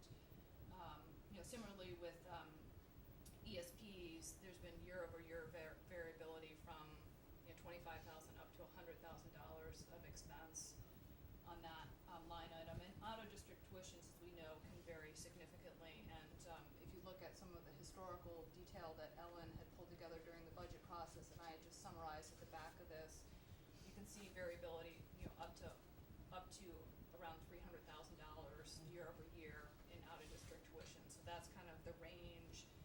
And, so what we had laid out here were really, these 6 line items that mirror Rockport, but we use the budget terminology that we have in our budget. And I tried to identify, Ellen, the actual line items from our, FY17. The only place that I think we would need to break out is, nursing services. I think it's in line 36, in that total, therapeutic contract services. It'd be a piece of that, and we would have to, with Marge's help and Mary Buchanan's help, if we wanted to include that, break it out specifically in terms of what we had budgeted. And I would just need confirmation that testing assessment is in line 37, but the other ones were very easy to mirror. So conceptually, what we had talked about was identifying 6 line items that we would provide budgeted numbers for, and if the actual expenses were higher than budgeted, that could allow the district to request a withdrawal. I was just gonna add, I think too, having the 6 as opposed to just saying it's just out of district or transportation, I would think that Rockport probably did it, cause they're 950 students, and those additional costs would probably be a bigger hit to their budget than, I think North Andover could absorb that kind of thing more easily than a smaller district like a, Rockport or us, so, anyway. I agree, I like that it's not just one element of, special education, because there can be in-district students that need services that we didn't budget for, because we were budgeting at 0.4, 0.5, and 0.6 for therapeutic services. It doesn't give us a lot of latitude. But, so I'm a little confused, so present actual expenses, because if it's unanticipated or unexpected, it doesn't relate to the budget because we didn't budget for it. Right. So, and then here is at annual town meeting in May, correct? So, yeah, so you're in arrears. You're right, you have to figure out a way to float it for a period of time. You have the ability to, let's say somebody moves in anywhere from July to, let's say, October, you have the ability to access it for November town meeting. Right. But then if it's let's say a February move-in, Right. yeah. Right, so,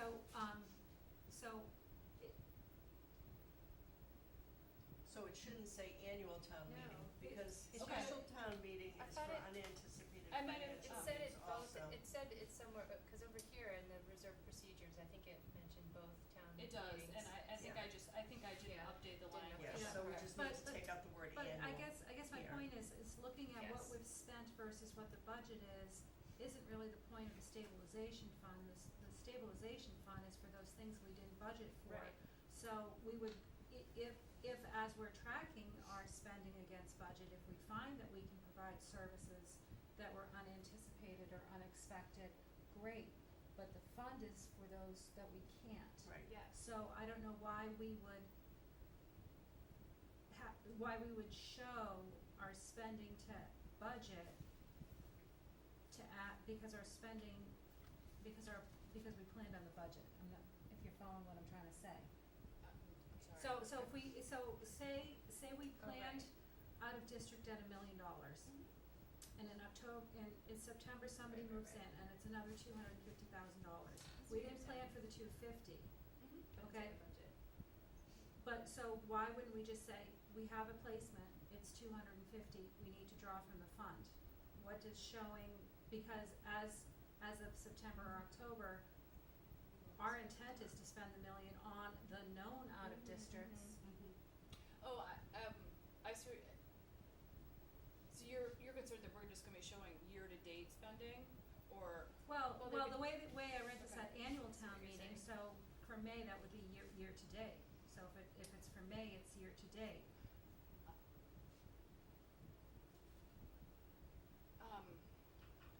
I think Mary may have some say here. There's circuit breaker, that some qualify, some do not, so we don't know where that spending would go. We're basically saying what happens after that. If a student moves in with an identified disability after October first, the district from, the sending The sending district still district, owns it. So we're talking about students who are identified in this district, or students who have moved in before October first. That's really who we're talking about, or unidentified casualties that create that large amount of disability. So I guess the way I, and maybe the wording isn't articulating it, the way that I think about it is that you've got, with a stabilization fund, you have to have the withdrawal done by town vote, two-thirds town vote. So Yep. that gives us 2 windows of opportunity, Right. November and May, both in arrears. Yep. But, so you're gonna have to float that, or. You'd have to float the deficit. You'd have to Right. float the deficit for Until that you- period right, of time. Right. Until you acquire the money. But Right. let's say somebody, and this is in my mind how it was working, maybe I wasn't putting it down on paper, but let's say somebody moves in July 1st and is that $250,000 placement. What I was envisioning is that you'd be able to go and document that you've got a $250,000 overage on out of district forecast for the year, and in November, you're requesting $250,000 Right. withdrawal. Yep. Let's say the person moves in January and it's $100,000 placement. Yep.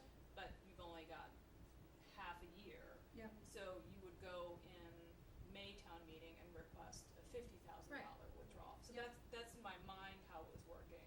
And I'm with you on that. Okay. I'm totally with you on that. Okay. So I guess I'm hung up on, showing the actuals, cause in November, showing the Yes. actuals, because the actuals should marry the budget because that's how we build the budget. So we know how many students we have. And I think to me, this is all about, and Louise, I don't know the sequence, but you know, if there are kids that are gonna be tested to see if they have to go on an IEP, and it's a process. And you might have had kids tested at the end of last year that you don't know yet if they're gonna require services for next year, or if the parents are gonna agree to services, or that would be unanticipated in my mind. Correct, it would be. If something became an in-district to an out-of-district, would be a huge amount. Yeah. And that's what you're talking about. Yes, that could happen. That could, or someone needing services that we didn't plan A on. nurse, et cetera, Yeah. yes. Well, So- but it wouldn't be any services, so let's say that, someone needed to go into a partial inclusion program. That's already budgeted for, that classroom's already budgeted for, so that situation Right. wouldn't trigger, but let's say a student develops a condition that requires a one-to-one aid, That's That's unanticipated. That's That's unanticipated, unanticipated. or we have 5 students that need that, speech therapy that we didn't plan on, or something. that doesn't, at least in the line items we've Yeah. identified, that last scenario doesn't qualify. Well, see, that's why I'm getting to, why, being specific like this really limits us, and if we just say anything that's unanticipated and unbudgeted for as of the close of the budget, then if we need to hire a .5 therapist because we have a surge in students requiring services, we can petition for that.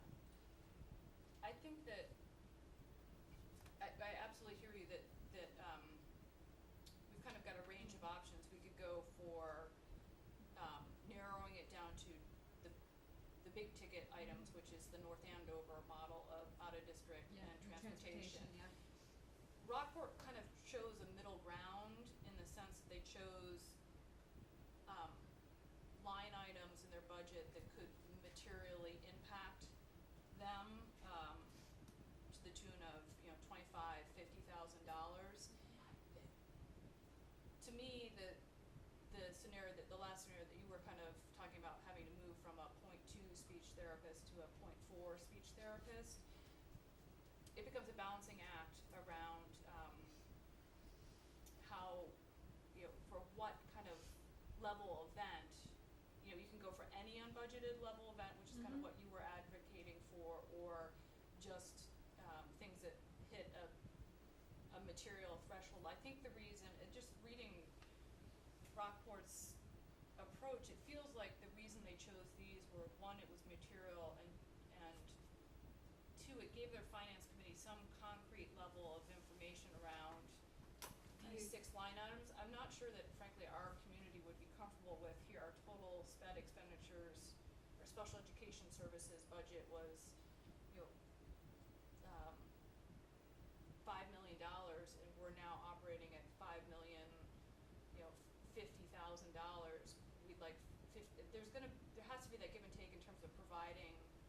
I think there's an in-between, Yeah. because if we think futuristically, we don't know what particular remedies, accommodations, or facilitations that we can supply for students. It might be a virtual reality, we don't know, especially where technology is helping so much of this, and how expensive those kinds of things are going to be. We would never have anticipated the need for technology as much as we do today 5 years ago. So I think we need to look futuristically as to what those things may cost. And it may be that rather than stipulate what exactly that thing is, speech therapy or whatever, that it's an expense, unanticipated expense greater than a certain amount, 10,000 or 5,000, that the budget cannot support, that is unavailable through the district, that kind of language. There may be things that we cannot give here. We cannot give intensive physical therapy at the high school level. We don't have it. We don't have the facility, we don't have the equipment, we don't have the person, so we'd have to send that out. So that may not be there, and that may develop over time. So I think what I'm hearing is, what if there's something like that that Right. involves, that we've not articulated? Well, one of the concepts we did put in at the end is that the reserve policy needs to be reviewed periodically to modify, so it's Right. working. I guess part of my concern is that if we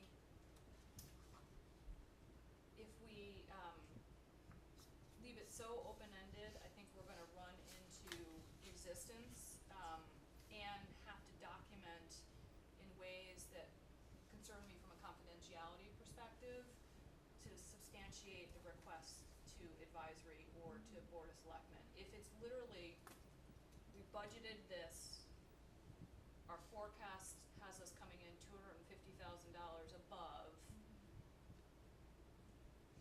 it's a line item conversation, it's not, we're having to add virtual reality services to address the situation at Deer Hill, Okay, which again I understand. heads me down a path of Confidentiality. you could Right. easily identify the student. So Right. that's why I like the concept of it being a budget line item that we were reporting against versus being services where I felt like Right. that could be attributed. It's a good point. And Well, skepticism, and again, I was trying to address the skepticism that we face. I don't know, but I hear you, Ellen, I hear what you're trying to accomplish, which is being able to access it in all scenarios. Yeah, because I think the first discipline is always to come to the budget to see, can we support something that's unanticipated? It's not like, in my thinking, when we discussed the concept of this and voted on it, it wasn't like, we're not gonna look to the budget first. And I think if we can support something out of the budget first, we would definitely do that before we go to the fund, unanticipated or not. I guess I just worry about how something that feels rounded enough to other committees and can be documented in a way that when we need to report out on it and make a request for a transfer out, we're not putting ourselves in a position where we're having to have this extended conversation about why. Because there's just not a lot of trust on the part of some of the folks that we're gonna be asking for the transfers right, out. I And get that's, it, and I that's get it. my, No, I my concern. No, I understand. think I we mean, all and understand that. It lies with us to make the decision if we want to make Yes. that recommendation, so there is a control within of what we're gonna ask for and what we're not, and maybe not everybody's gonna agree on we should go to ask the town for this or that we shouldn't. So we have the discussion of can we support it or can we not support it. Yeah, there's no we're not being obligated to, you know, it's at our discretion based on us managing the budget. I mean, let's say that an anticipated expense of $10,000 comes up and we feel like maybe legal expenses are running under in special education and we foresee that for the rest of the year and we can cover that $10,000, then we're not obligated to go and request the reserve. We can, I mean, I think it seems like it's up to us to judiciously make the requests. Right, right. So. Well, I absolutely agree with Ellen though, that I think that I think that we could be pigeonholing ourselves if we have these 6 items listed and we come up with something that we know we can't cover that happens to be a little different than some of these, I'm just thinking historically, what might that be? because this is going to be a legal document. I'd like to give it to the expert, and that would be Mary Buchanan. Yeah, I and I think think she that. needs to look at this and say, how do you see this, given the population that you're working with or that you have worked? How would this play out? Is this a good place? Is this too identifiable? Do you need to really make it a bit more global? I think, as far as I'm concerned, I feel like I'm making suggestions on something that isn't my expertise. Yeah. okay. Well, and I think, you know, I think running it off, bouncing it off Mary is a great idea, and I also, Mary was there for some of our some discussions. Yeah. discussions, Yeah. you know, is a sit down with Chris Senior maybe, you know, here's where we're going, here are some concerns about Yeah. the you know, yes, thank you. Specificity. I can write the word, I just can't say it. I wrote it in my notes and I can't say it. You know, and take his temperature on how he thinks, because he deals with the other boards Yep. a lot more than we do. Yep. You know, because I could argue that if we need an ESP as a one-to-one, well, that could really identify that student, because you have a new hire working with a very specific student, Right. and that breaches confidentiality, or potentially. Yeah. Yeah. So, and I'm 1,000% with you on the confidentiality aspect of it. We have to protect the kids first and foremost, so, I would feel him out and see how, Okay.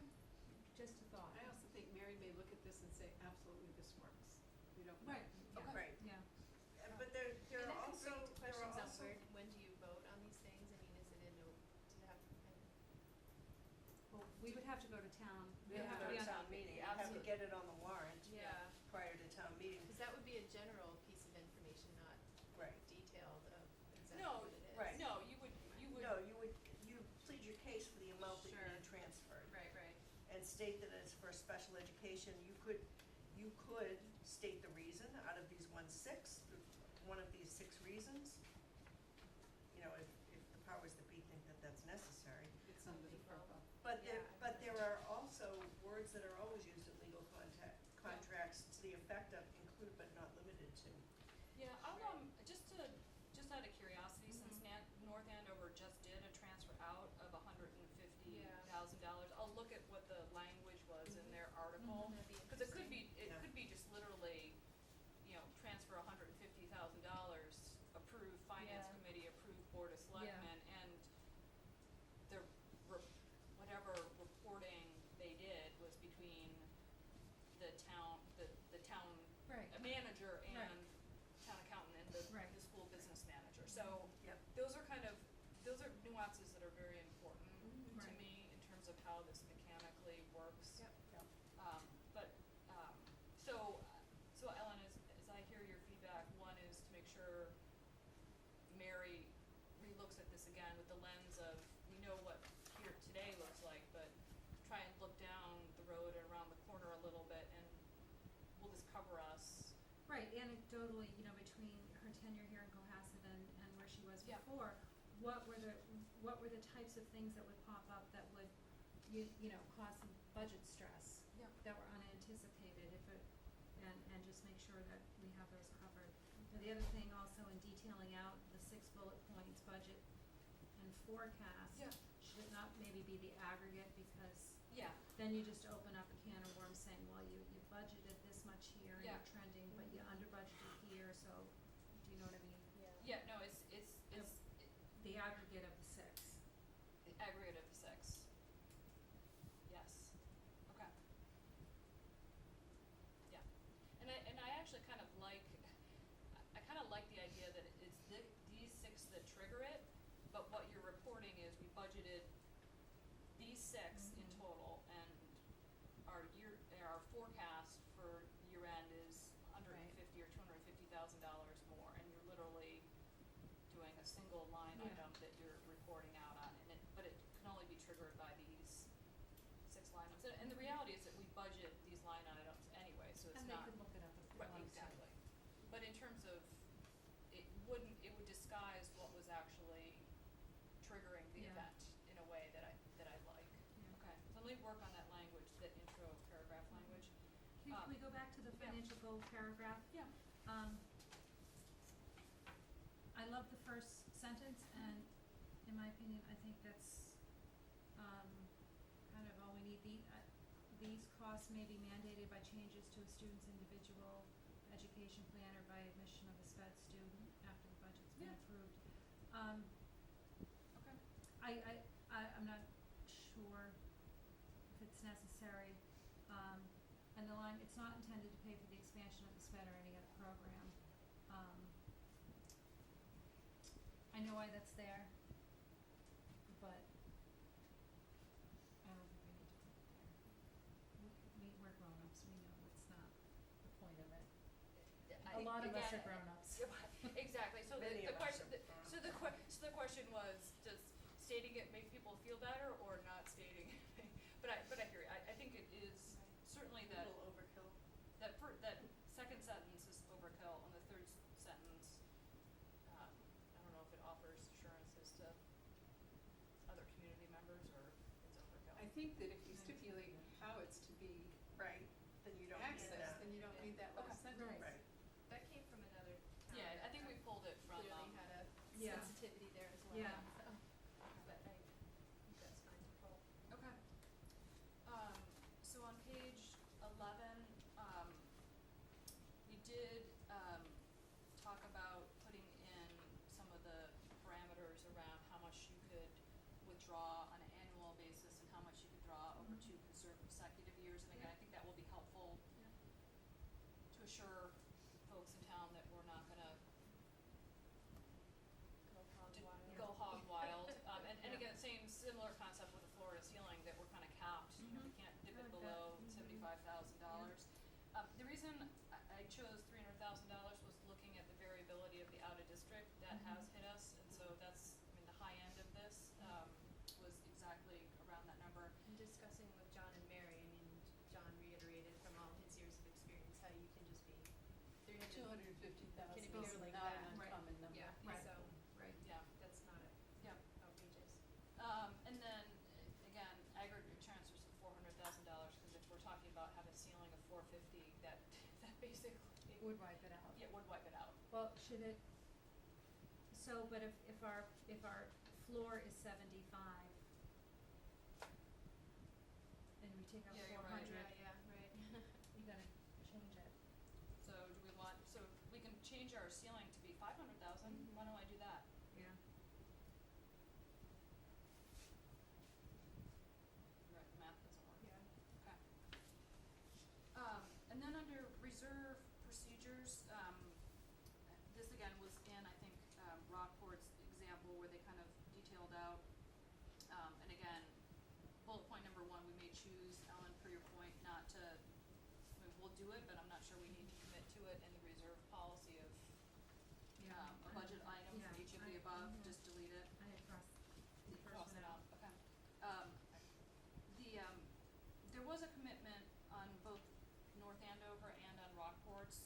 report,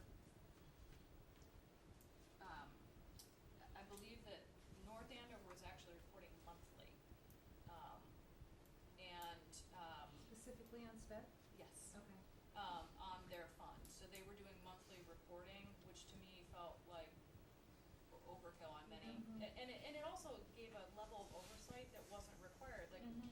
we do that anyway. The only Mhm. reason you, i.e. the rest of the community needs a report is if we're going to trigger a withdrawal from Right, the reserve. right. So that's why I chose the language no later than March 15th or September will deliver.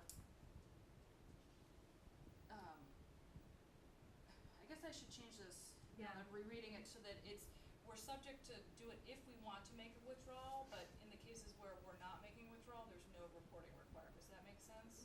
Right, I had that, I said Okay. only if need, and, September 15th, I think we should back into when the last date of The warrant. the warrant, because I don't know if that gives us enough time from a school perspective to Yeah. have anything identified.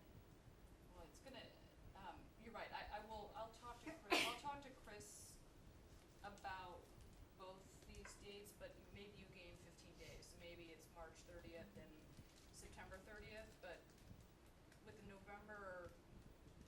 early November special town meeting, I don't know, I'll ask Chris. Yeah, ask them what the drop Okay. dead date is to get something on the warrant, so we can, I think you start the conversation earlier. Yeah. If we say, we're thinking, We're headed in that we're direction. heading that direction, we think we're gonna need to be on the warrant, I think you start the conversation as soon as you can, but in Yeah. terms of presenting the final, I think that they were still adding things to the warrant 2 weeks, oh, Tracy, you might know, on the how much time do you have between when the warrant has to be done and when the town meeting is?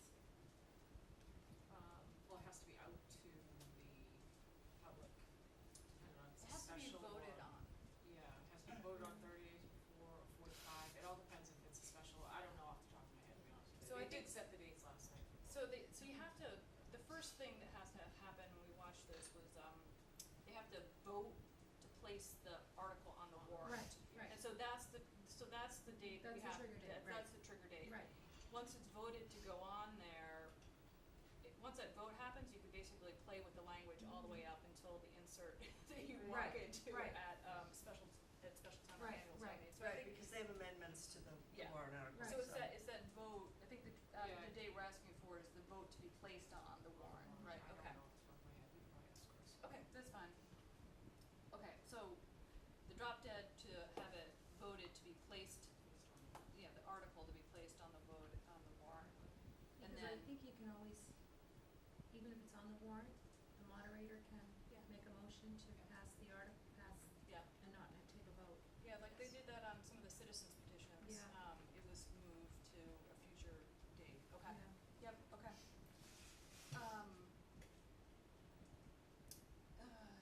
The next bullet point just, says that we have the right to make the motion to request a withdrawal, so it's in our control. This is the big question, like, who votes on this? Is it just Board of Selectmen? Is it Board of Selectmen and advisory? And ultimately, if it's on the warrant, given advisory's function in our town, they will opine on the warrant article. So I think honestly, it's a vote from Yeah. Selectmen and advisory. I think they vote on the transfers on the warrant. Well, I think, They recommend or not Yeah, recommend. that's. They recommend. the next bullet point was around the confidentiality, and that the town, that we as a town and the committees involved acknowledge the need to maintain confidentiality per state and federal law. And then the last bullet point, giving us the ability to revise at a future date, because Mhm. ultimately, this is a work in progress. Yeah. I'm not saying we're gonna revise it monthly or quarterly or even annually, but let's say 2 years from now, it's not working as we anticipated, we're gonna need to look at it. So this was a draft, and what I really wanted to do was, kind of take everybody's temperature and then find out what next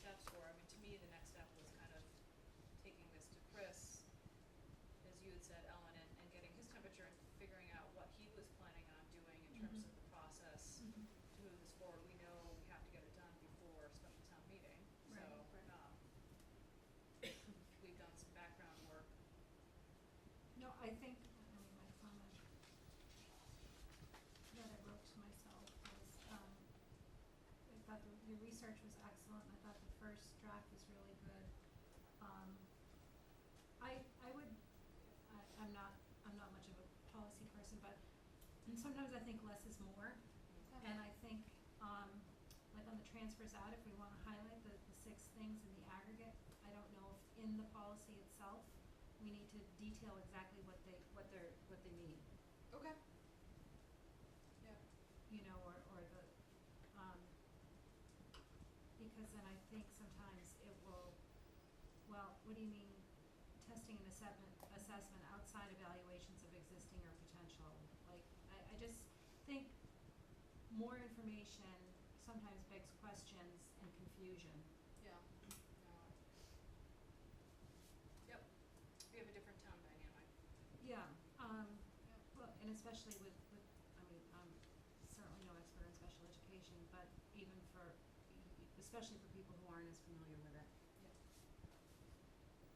You know, and we even, when we were having the conversation with Mary Buchanan, I was educated on the outside evaluations in terms of what at least Rockport was really trying to address was the 45-day placements where a student is you know, looking at a new educational environment for a student. It's a 45-day placement and it's, you know, $500 a day for that placement for, you know, it can, that's what they're trying to address. It's not the, you need like to use our run-of-the-mill, not our regular testing. It's one of those situations Right. with more material change to somebody's service plan. So, Kelly, I will send you and Jenny a copy of what we're talking about, because I'm sure you've been taking notes and Thanks, that's great. so that you have a copy of Yeah. where we're at. Perfect. I actually have everything. Okay.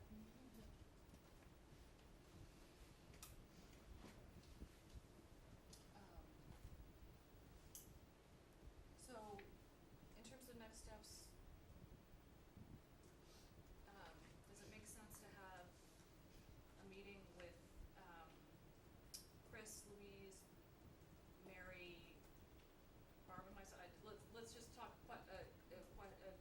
quickly about who should be in that meeting with Chris. I think it should be, Mary, Yep. you, subcommittee person, myself. Same people who were there when we discussed this. Okay. Will be the same. Okay. We'll just Because add that's Chris. where we started and we're going back to the same sources to get feedback and to kind of tweak where we think we may have questions. So we'll use that as an opportunity to get Chris up to speed and find out what he envisions in terms of next steps, and we'll bring that feedback back to the full committee and what feedback Chris has in terms of next steps. Jennifer is back on Monday, so you can ask her to send that invitation out at that point. She's on vacation this Okay. week.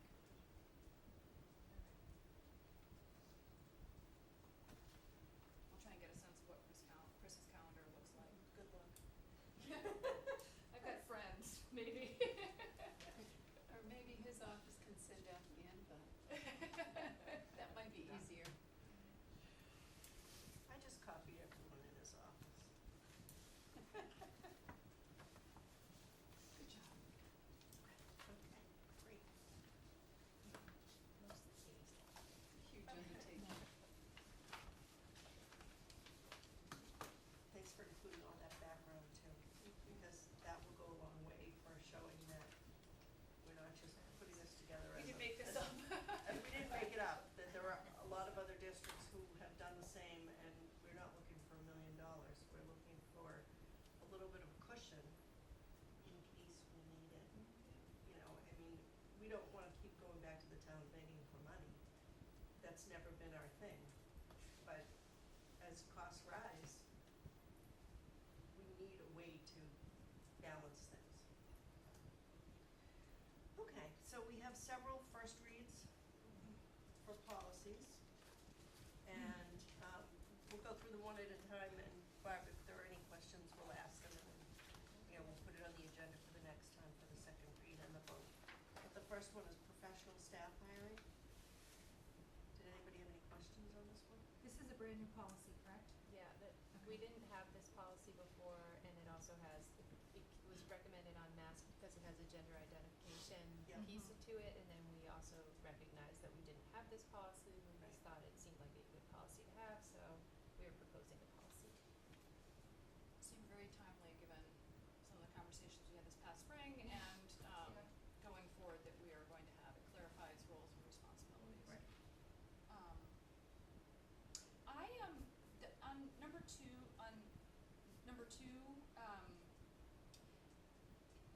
ignore the parenthetical in the middle of the sentence for a second. It says, the administrator responsible for hiring of a staff member is directed to establish a representative screening committee.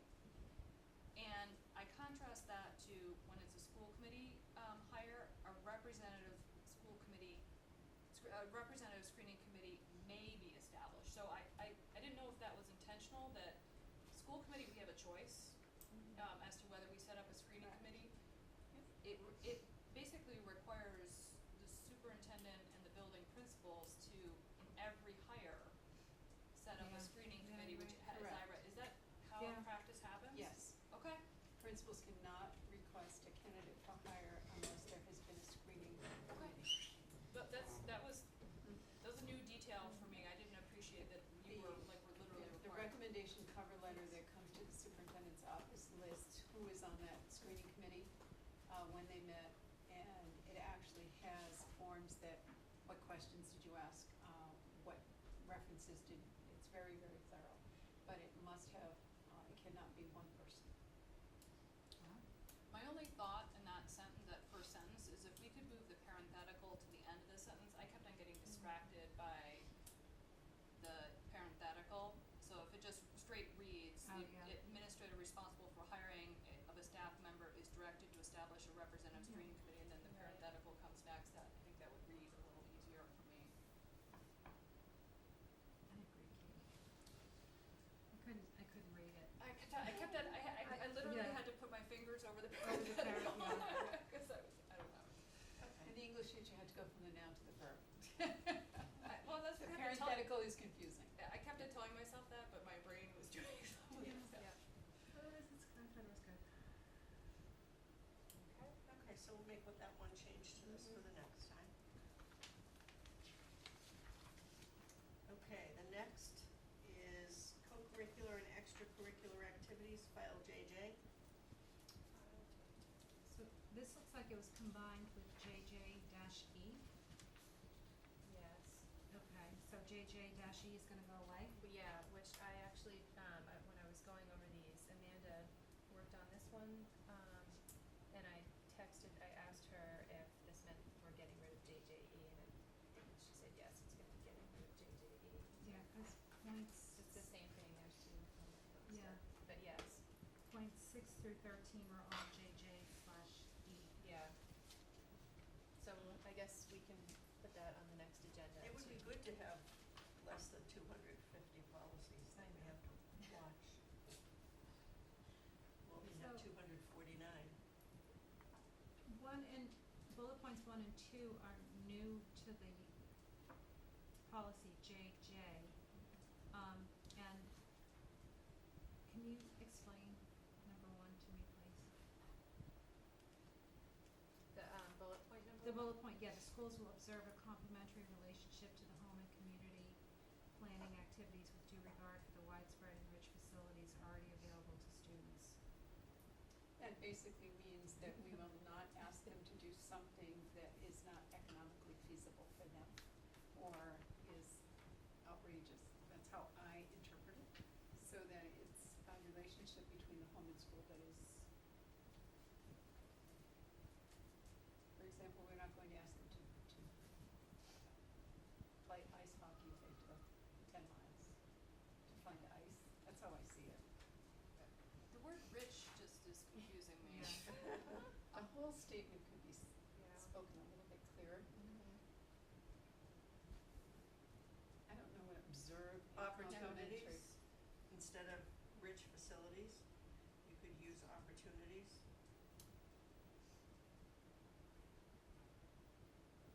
Because co-curricular and extracurricular activities are all voluntary. So when you volunteer to try out for a team or a play or a band and you sign your user form, you're saying, I'm going to do what's necessary, whether it means going to an ice rink 10 miles away or lugging my instrument in every day. I really have to think about that. Yeah, I just didn't understand it. Well, observe a complementary relationship between home and community. My first thought was, okay, we're not gonna make it so stressful that kids can't study and do sports and do band and do drama and do art, so that they have a home life, or we're not gonna schedule something on the weekend so that they have a home. That was my instinct when I first read that first line, but I don't think that's what that means. And then the second one, I had Yeah. a similar reaction of like, do we really want No. assistance of parents in planning They really- activities Yeah, and they really programs? don't. No, Um, sorry. I have a question, if we don't understand number one, who Yeah. will? Right. yeah. Was this taken directly from Mass? This one, I think this one combined our previous policy plus mask. I didn't do this one, I should remember this, but, Number one wasn't on JJ before. okay. It's brand new, and it wasn't on JJ/B. Okay, then that came from mask. I think this mask It's not expanded these. resonating, Yeah. resonating with me at least. Yeah. We can, we can take another look at this one, Okay. Yeah, and the whole thing, have Amanda go through it again. and number two. Okay. I mean, I think in no scenario can I think of a co-curricular, extracurricular that's in the school where parents are involved. Yeah. I mean, certainly there's not a club at the middle school, even chess with Mr. LeCount didn't involve parent except for signing your kid up, so. Really? Outside activities like Girl Scouts or the Daisies, but that was different. Yeah, but that, Thing. I mean, Garden we club. don't have a policy on it, but we do have faculty members coaching their own children in high school athletics. I don't know if this opens that door. Do we have a policy against that? I don't, No. there's Right, no, happens, there's right, no okay. policy. Okay.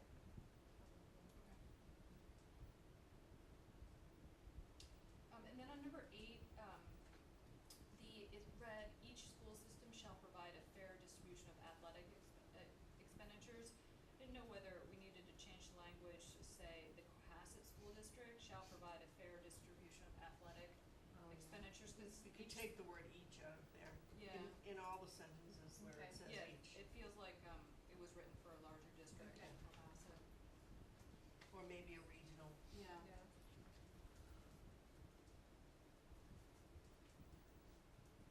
And then my last one was, number 10. 'Cause my question is, do we actually do this? In order to ensure fair distribution of athletic expenditures, it'll be reviewed by the school committee, and, intramural athletic activity. I guess we did that. So that's just being in compliance with Title IX. Is that right? Title IX, okay. Interscholastic, I think I was hung up on interscholastic and intramural, cause we just had that conversation with Ron around our, JV and varsity sports, but we're not having a similar kind of conversation around, Well, there aren't any Right. intramural sports. Right. I mean, there are a few at the middle school, Yeah. depending upon interest and availability of a faculty member. But we don't have a bona fide intramural athletic program. so I guess Yeah. maybe we just leave it in there in the case that it ever rises to material, but Yeah. interscholastic we just accomplished, okay.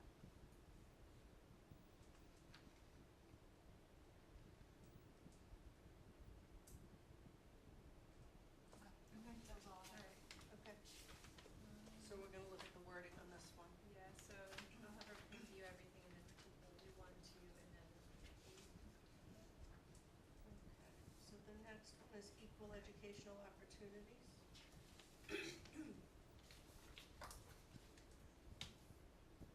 Have any comments? I think you just inserted gender identity. Yep. Yep, that was Okay. So that's good. Alright, so the next one is policy AC, non-discrimination. Yep, so this one, the only changes, I have notes up, it's I think it was gender identity again. Yep, Yeah. it's gender identity and then contact information from our previous, policy was outdated, so we updated it. Okay. And the name has changed. Cause the original, in the original AC that was in my policy manual was notice of equal employment. So, I forget who gave me that, Okay. Barbara gave me the binder when I started over a year Huh. ago. So, I'll have to look at that. which I don't, I mean, it's fine. Right. Do you remember? No. I don't either. I had one thing circled, I'm sorry, on page 1 of this, at the Yeah. bottom. Last paragraph, second sentence, it says, "No person shall be excluded from or discriminated against in admission to a public school of any town or in obtaining the advantages, privileges, and courses of study of such public school." I circled of any town because it's our policy, Right. so I was wondering whether it's against admission to Cohasset Public Schools or in obtaining it just felt like it needed to be made R Yep. versus generic. It sounds like it was made for a regional. Yeah. Yeah. Okay.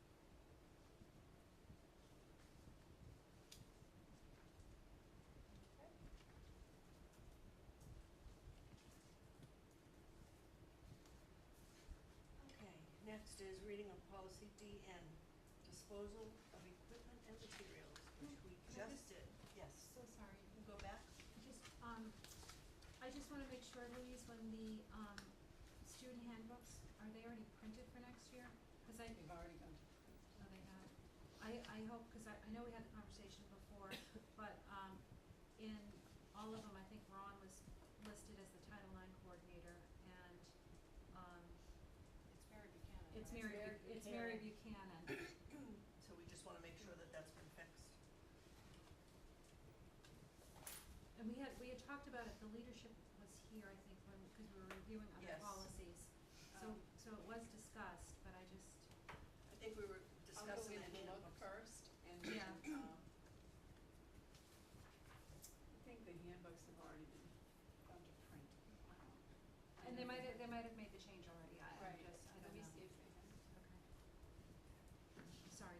That's okay. Disposal of equipment and materials. I thought this was great. Awesome. Yeah. So this one was easy to do because Louise, after I researched all sorts of disposal policies and had them all written up in summaries. And I read the law book. Louis, Which you now all can take home and read. I did actually read the law book too, but Louise found this handy dandy I like, did. where did that come from? I have a feeling it may Shoot, have I been didn't bring it. Duxbury. Okay, I actually didn't, I should have brought my policy This folder. is scary, like you guys are referring to It's probably Plymouth Plymouth. wage budget. It's either Plymouth or Duxbury. Yeah, It's but she had assessor this bill. nice Only chart, read. like a thing to fill out, so it had these are basically the directions to the grid that you're gonna fill out, so I just put what the obsolete procedure and then, I described the form, what it is, so that's that. Looks good. That should cover I think it that. was Plymouth. Now I Yeah. remember because I can see the graph, the Excel sheet. I know lots about disposal policies now anyway, Louise is like, here, this looks good, I was like, wow, great, I thanks. think, I also, some of Save this me is, time. is also embedded in, grant procedures, which I helped Dave write last year, so it's embedded in how grants are disposed and Uh-huh. of materials. I would, after we vote this one in on the second read, I would probably send it to Christine, because the town doesn't have a policy. Maybe he wants to read all my other town policies. Yeah, maybe we should just send them a big binder in a box They have wrapped different up ones with a for bow. vehicles Exactly. and all sorts of fun So things, your but not midnight necessary. reading, right? Yeah. Okay, So the last is policy JJF, student activity accounts. Yep, so for background on this, it just gets more specificity about agency and checking accounts, how cash is held, how you can be reimbursed, the handling of class funds, especially after graduation. And it also had some updates about compliance for, reporting for DESI, auditing for DESI. I think we were actually in compliance already, but I think some districts maybe weren't, so, but it definitely overall provides more policy on how money can be handled essentially. Love this, Um, such as class of 1998, et cetera. Yeah, and Jane looked at this, actually my only question on this is if we definitely, do we wanna include the limits to the account balances in the policy or? Yes, Okay. we have to have that. legal. Okay, it said you had to annually review them, but I didn't know if they Yes. should be in the policy or not, cause then the policy sits there for 10 years. They have to be reviewed, and we just adjusted them. Yes, I know that. I just didn't know if they had to be in the actual policy or if you just had to have a record They of. should be, yeah. Okay, perfect, then that answers that question. That's great. Alright, so that's done. That's good. Thank you guys. Thank you very much. Okay, sorry I don't have the answers to the other ones. No worries. Amanda and I No. kinda divided and conquered, so I had I don't general, have my but notes, I'm sure. super detailed. I left my notes too, some of them. Okay, so next, approval of minutes. Report from subcommittees? Oh, yeah, do we have any reports from subcommittees? I just wanted to acknowledge, CPAC, met last Thursday. I wasn't able to go. Barb, I don't know if you were there. I wasn't able Um, to make it, but Amanda went, I know. Yeah, I got the update from Amanda, just so, we all know that Elaine Childs, has resigned. Mhm. Jenny Milanowski was voted in as president, Kelly McGee as, vice president, and I believe they're still looking for a Deer Hill liaison, to replace Kelly, cause she was in that role, and, a middle school liaison, because Francesca would like to retire from that position, so, if you come across or have ideas. And I think they need an out of district as well. Yeah, Mary was working on Oh, that did one she to have one? identify, Oh, good. a member on that one. Awesome. And Mary's aware of all those. Yeah. The only other question I had, was coverage of the advisory committee meeting For tomorrow. tomorrow, Yeah. I'm gonna have the same question. I can't go because Yeah. I'm gonna be in Boston. I can go. They're gonna review, did you see? Yep. So I Yeah. circulated I don't think I put you on the, distribution. I circulated the agenda, and they're going to review the end of year figures. Yeah, and I'll point you to the Long Range Right. Planning Group and, yeah. The water department transfer request, I'll be I didn't put curious. you on the distribution, not on the agenda. Yeah. Sorry, I will send it to you. I understand. Oh, I can go, that's at 7? Thank you, I got so many good. No, we're working on, I just sorry. gotta put it on, cause I'm gonna forget it tonight, so please forgive me. I had to map out my day today, so I'm gonna make everything. So I knew I was gonna miss something. I know, it's horrifying. Post-its on your post-its. You're like 15-minute intervals. Yeah, I was like- at like, I mean, it was ridiculous. Anyway. Sorry, Katie. Okay, That's all I have. all The right, cheerleaders did a wonderful clinic here today, by the way. Did they? okay. Did you watch it? Time filler. Is that a bug? Okay, Um, so, Did you have anything else, Katie? And that was it for me. Okay, I went to Hall of Fame last night, the Athletic Hall of Fame. We have 9 individuals and 2 teams, and I would encourage everyone to go, and I'll have more information for the induction ceremony will be the Friday night after Thanksgiving, that Friday, and we have people traveling from around the country to come back for this. We have a very successful tennis team from the late 60s, early 70s. We have the 1977 boys track team. Oh my gosh. Yep. Oh my gosh. Yep, so, That's gonna be awesome. yeah, so it's quite an event. Prefontaine. I have a good friend who taught here years ago, I'm sure she'll love to Who was that? Joan Foley, she was Joan Tribeman then. Oh, Mrs. Tryman. Well, she's See? Joan to me. I loved her. I'll She have to was- tell her. Yeah, Ellen McCarthy. Tell She her, was Ellen here a little while McCarthy. ago. Oh, was she? She taught with Ed, right? They taught You have to show the humanities. pigtails. Yeah, I know. Yeah, well, there was, her classroom is kind of where that first doorway to guidance is coming out of the main office on the left there. That used to be her classroom. I loved her. She retired from teaching in Rhode Island. Oh, wow. I will have to tell her. Just because Amanda and I are having so much fun on policy subcommittee, we're having a really exciting meeting on the 18th to go over our instructional technology policies to present to you next time, which I can't wait for. Many of those have already been done. Yes, Yeah. they pretty much are. We just kind of Yeah. review them and, but You've these made goes- incredible progress. Thank you very much. Are these new policies or? A couple of them are that Yep. we put together with Ron and Bart. Yep. And others Mary worked with us to do, so it's now a review. Yeah. Okay, gotcha. So, That's there great. shouldn't be too much to do.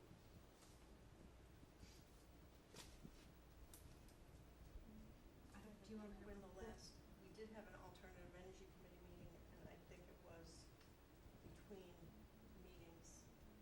And then the next one is, I think it's next week. Those meetings are on Mondays, On so I Mondays, might yeah. have to fight with capital budget. Yeah. Anyway, did I want to what? Did, I mean, we did have a security subcommittee meeting. Mhm. I don't, Louise was there, we had an interesting, I learned something, that they should probably be posted for executive session, cause we had Right. a young man show up who needed it for community service, or, Yes. yes, to attend a public meeting. Oh, and you were the lucky one. We were the to- lucky oh, one, yeah. oh. So Louise skillfully handled the situation and advised that if they came in, they'd probably be there for about 3 minutes, cause we would vote to go into executive session. But, so no, it's, I think we're all set for the 24th for our executive session. Louise has extended, the invitation to the leadership group and to some townspeople, Chris Senior, Ron Menard, Bart Riley, Bob Sylvia, and Brian Joyce. So we figure we have everything covered. Everything covered. Yep, and, the assessments are pretty comprehensive, I thought. So. And Tracy will be there for as our note taker. I did mention to them that the documents are available here. I did not send them. Mhm. I didn't Right. want them out there. No. Mhm. Can, is it possible for us to pick up a copy of the report to read it, or how are we handling that? Well, they would be in your packets, but Okay. Louise, I don't know your perspective, but I have no problem sending the soft copy to, the school committee members, cause it's a, for me, it was a 2-read event, and there's 3 of them. I can also have copies, hard copies for you if you like, but I don't have an objection. I just didn't want to send it to that larger group out Right, there, right. so. Amanda and I will be crafting probably a summary, for that, and then an executive summary for public. Okay. I can have copies for you Yeah, tomorrow if you like. if you have, Jennifer, next They're week is. nicely done. Yeah. If, I don't mind copying them. I'll have them for you tomorrow. Yeah, that'd be great. I'll pick Or- them up. It'll give me something next week. I don't have as much. I always seem to. Oh, I we have definitely want to keep you busy reading. Well, I shouldn't say that. I have a new thing on mass law that I clearly have to dig into. It's a race. I was gonna read the new Harry Potter, but like. Oh, no. Law is No. much more exciting. Oh, really? Okay, are we ready to move on? Yes. Okay, so now we will move to Wednesday, June 7th, school committee minutes. And are there any, Sorry, which date are Questions? we on? June 7th? June 7th. Oh, yeah, I just had to edit anything. Do we care about these edits? This is another question. I did this one, so there's probably a lot of typographical No, it's errors really minor.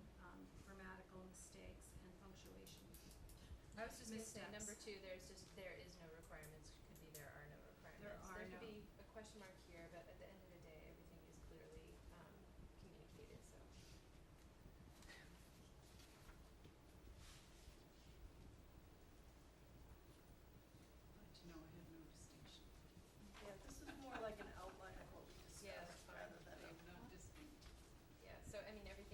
clearly communicated and Yeah. covered it all, so I think it's it was fine with good. me.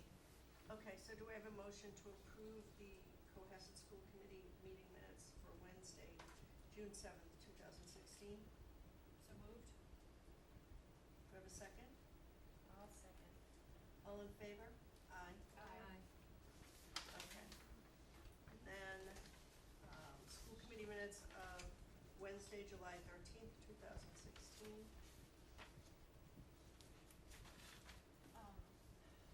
I just had a question on, page 2, under the budget transfers. It says the final number to turn back to the town Yeah. is 140. Marge said that the number that was communicated was 143, and we know the final number was 145.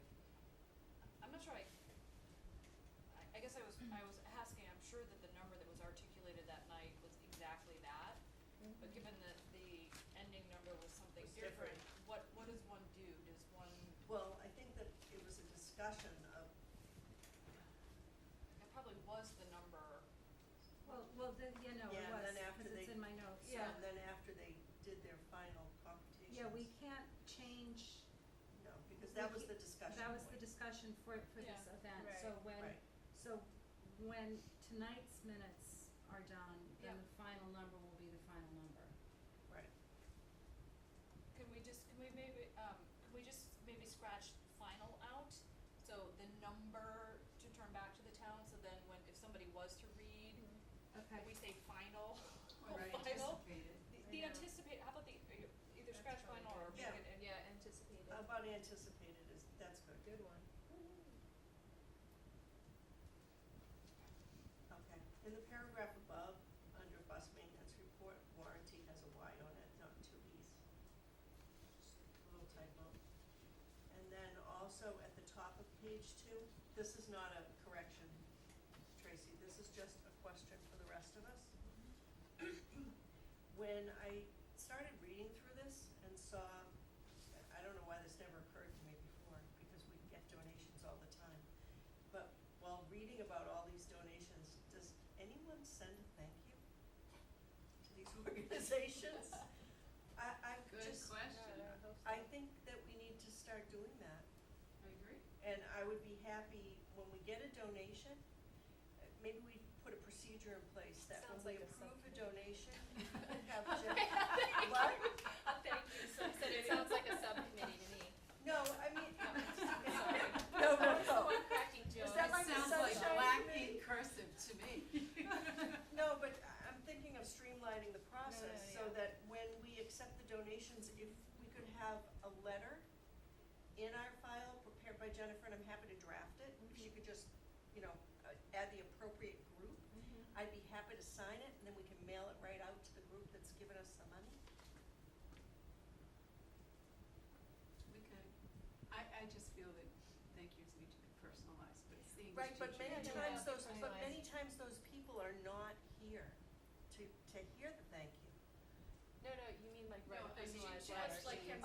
Oh, no, Make it okay. personalized. I'm sorry. I don't think we get so many that we have to have a form letter, I just, No, not a form letter, I'm just saying a typed letter, official stationery kind of thing. okay, Not a form letter. okay. Dear, thank you for the.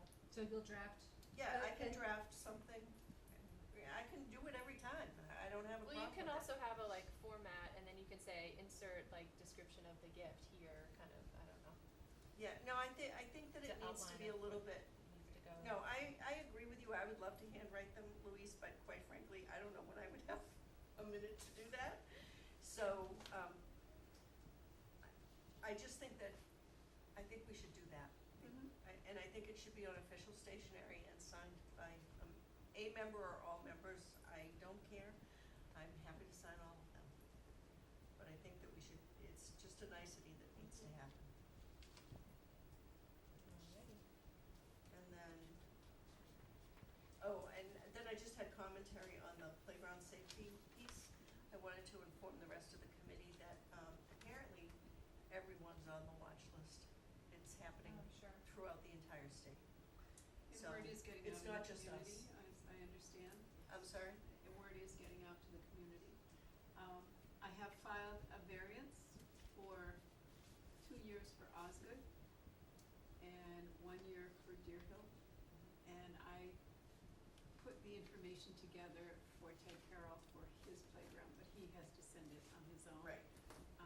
There was a fee, amazing, there should be a fee for each letter, and a CD. I have not burned a CD in years, but I did. It was supposed, it was to have pictures, descriptions, contractor statements, and all we had was the document itself.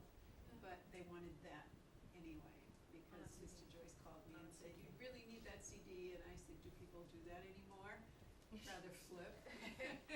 And he said, yes, they do, because we keep them. And so I made 3 of them and sent them registered mail, and I've not heard back. But we did have a discussion on the Deer Hill School should not be done at any other time than April, during April vacation, when children use the playground the very least, and the temperature is allowable to what we need to do. But I also think that Ted has Nancy White as our consultant, also evaluate the equipment and its placement, so we gained something from it. We're not sure, I haven't spoken to her yet, and there was a proposal that I've not seen yet. But we are working, and we will get it done. Who's Nancy White? Nancy White was the consultant for playground. She worked for, the company's name was O'Brien Contractors, specializing in playgrounds.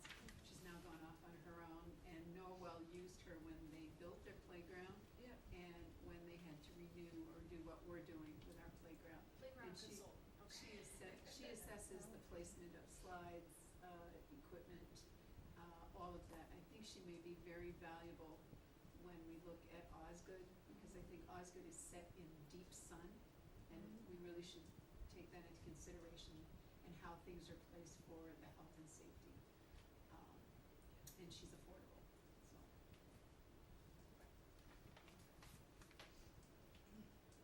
And then at the bottom of page 2, under school committee comments and communications, the last sentence on that page, after brief discussion, it says they, Yeah. school committee, so the school committee agreed to appoint Chair Stevens. And that's all I got when I did my first pass. Anybody else have anything? Can I just ask 2 quick questions, Yep. like follow-ups? When does the, it says the, notice about the increases in the lunches are gonna go out, how does that get communicated? It was or- in my head today. Okay. And it is on my notepad to make sure that it is in the welcome letter at Osgood. Fabulous. So I'm checking that tomorrow. I also had it on my notes to check with Marilyn to make sure that she communicated that on Blackboard. Gotcha. So, And then I figure you do this, but in the superintendent's report about how you said it was the smallest number of new hires. it's that not we've had any in years. longer. Oh, okay. Bummer. Sorry. Well, that's in the minutes. But Close to the still, smallest. I mean, I think that's always something when people are looking at schools to measure, are they good schools? Like sometimes that's one of the indices, and I just thought, I didn't know if we had year-over-years on that, cause I was really happy to hear that at the last, meeting, cause that says good things about a school generally. So I just didn't know if we tracked that. I thought track these- why they leave, and I did look that over. Yeah. There are very few, actually, I pride myself in knowing that when a teacher is not a good fit, we make sure that they are understanding that it's just not a good fit. Mhm. That there may be a school or another district or another grade level that does. But there are few, most of the people leave as Emily left for Right. the love of her life, and Andrea wanted, Yeah. Lauren wanted to teach 2nd grade, so there are solid reasons. Yeah, yep. Okay. Okay, so do I have a motion to approve the minutes of July 13th, 2016? So moved. Do I have a second? Second. All in favor? Aye. Aye. Okay. And then the last set of minutes is for Wednesday, July 20th.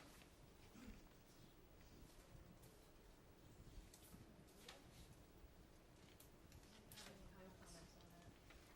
I don't either, I did wanna mention, I don't remember if I mentioned it before,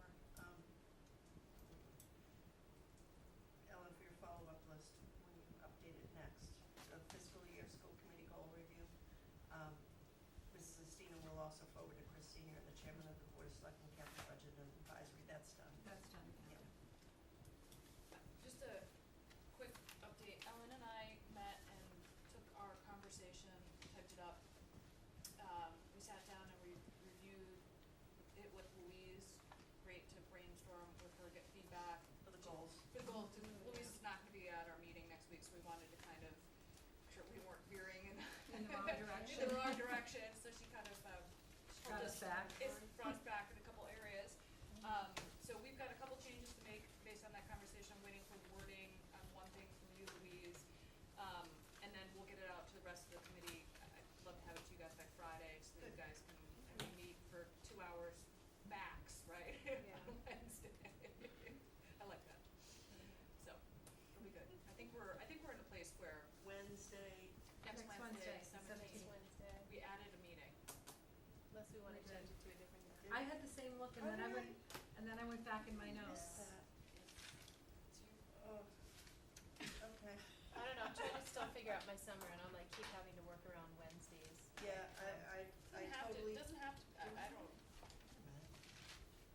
I still haven't figured everything out, cause yesterday I was thinking like, oh, if we could just move it to Thursday, but then I'm still trying Oh. to work out. I do have it, I just didn't circle it.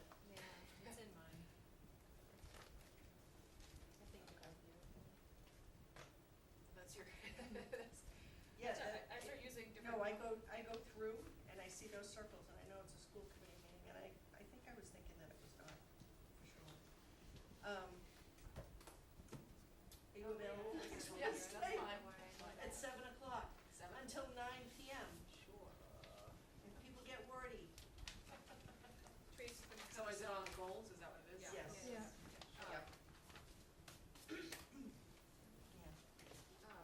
I can be here, I think you decided that I should not be. I think you Or should you take a needed pass. to. Yeah, I don't think you need to. Take a pass. Okay, so could I have a motion to approve the July 20th, 2016 minutes?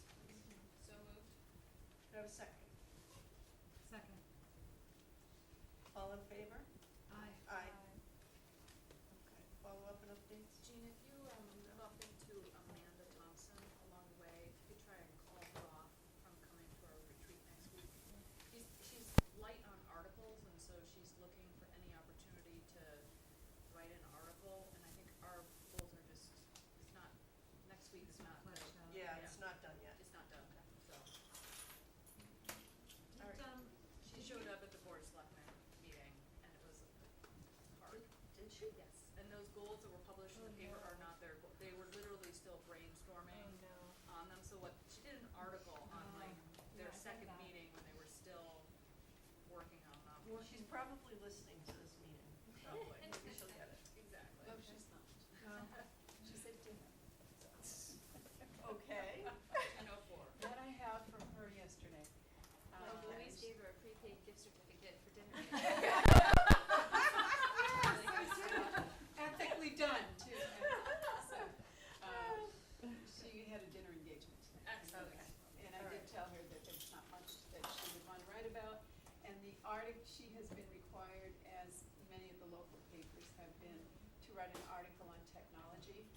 So I did meet with her yesterday and did say that I did not want to share much of the information before we met with the Board of Selectmen or advisory. She could come to our policy But subcommittee. I did send her some of the Sorry, for some scintillating content. It's technology. Yeah, I sent her pictures of our children working with devices and the teachers working with Bebots this summer, and did tell her about the work that CEF has helped us accomplish, all of which we've already shared, and asked her not to talk to Bart and not to talk to Ron. Just want to disturb them. Well, I They have a lot was to very do. candid with her and said it would not be fair for people who were very invested in our enterprise to be reading about it. In the Mariner. Yeah. Yeah. So I don't know what other information she needed. She also asked about the playground, and I said we weren't ready yet because we're not, Right. so. Okay. I mean, I think the biggest news about the playground issue is that it's not us being called out, it's all playgrounds. Right. So something But it's also, changed. we don't have all the information. I Right. heard back from the board and they gave us we have something to talk about.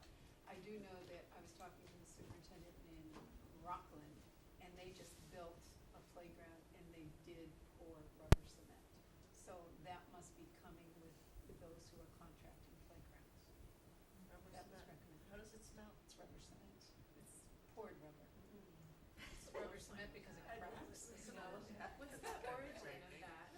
Like, what's the, Yeah. do you know?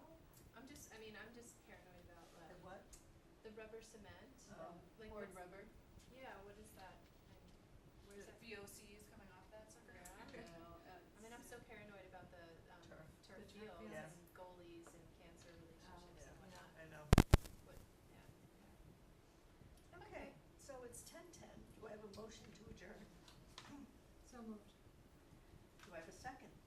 Second. All in favor?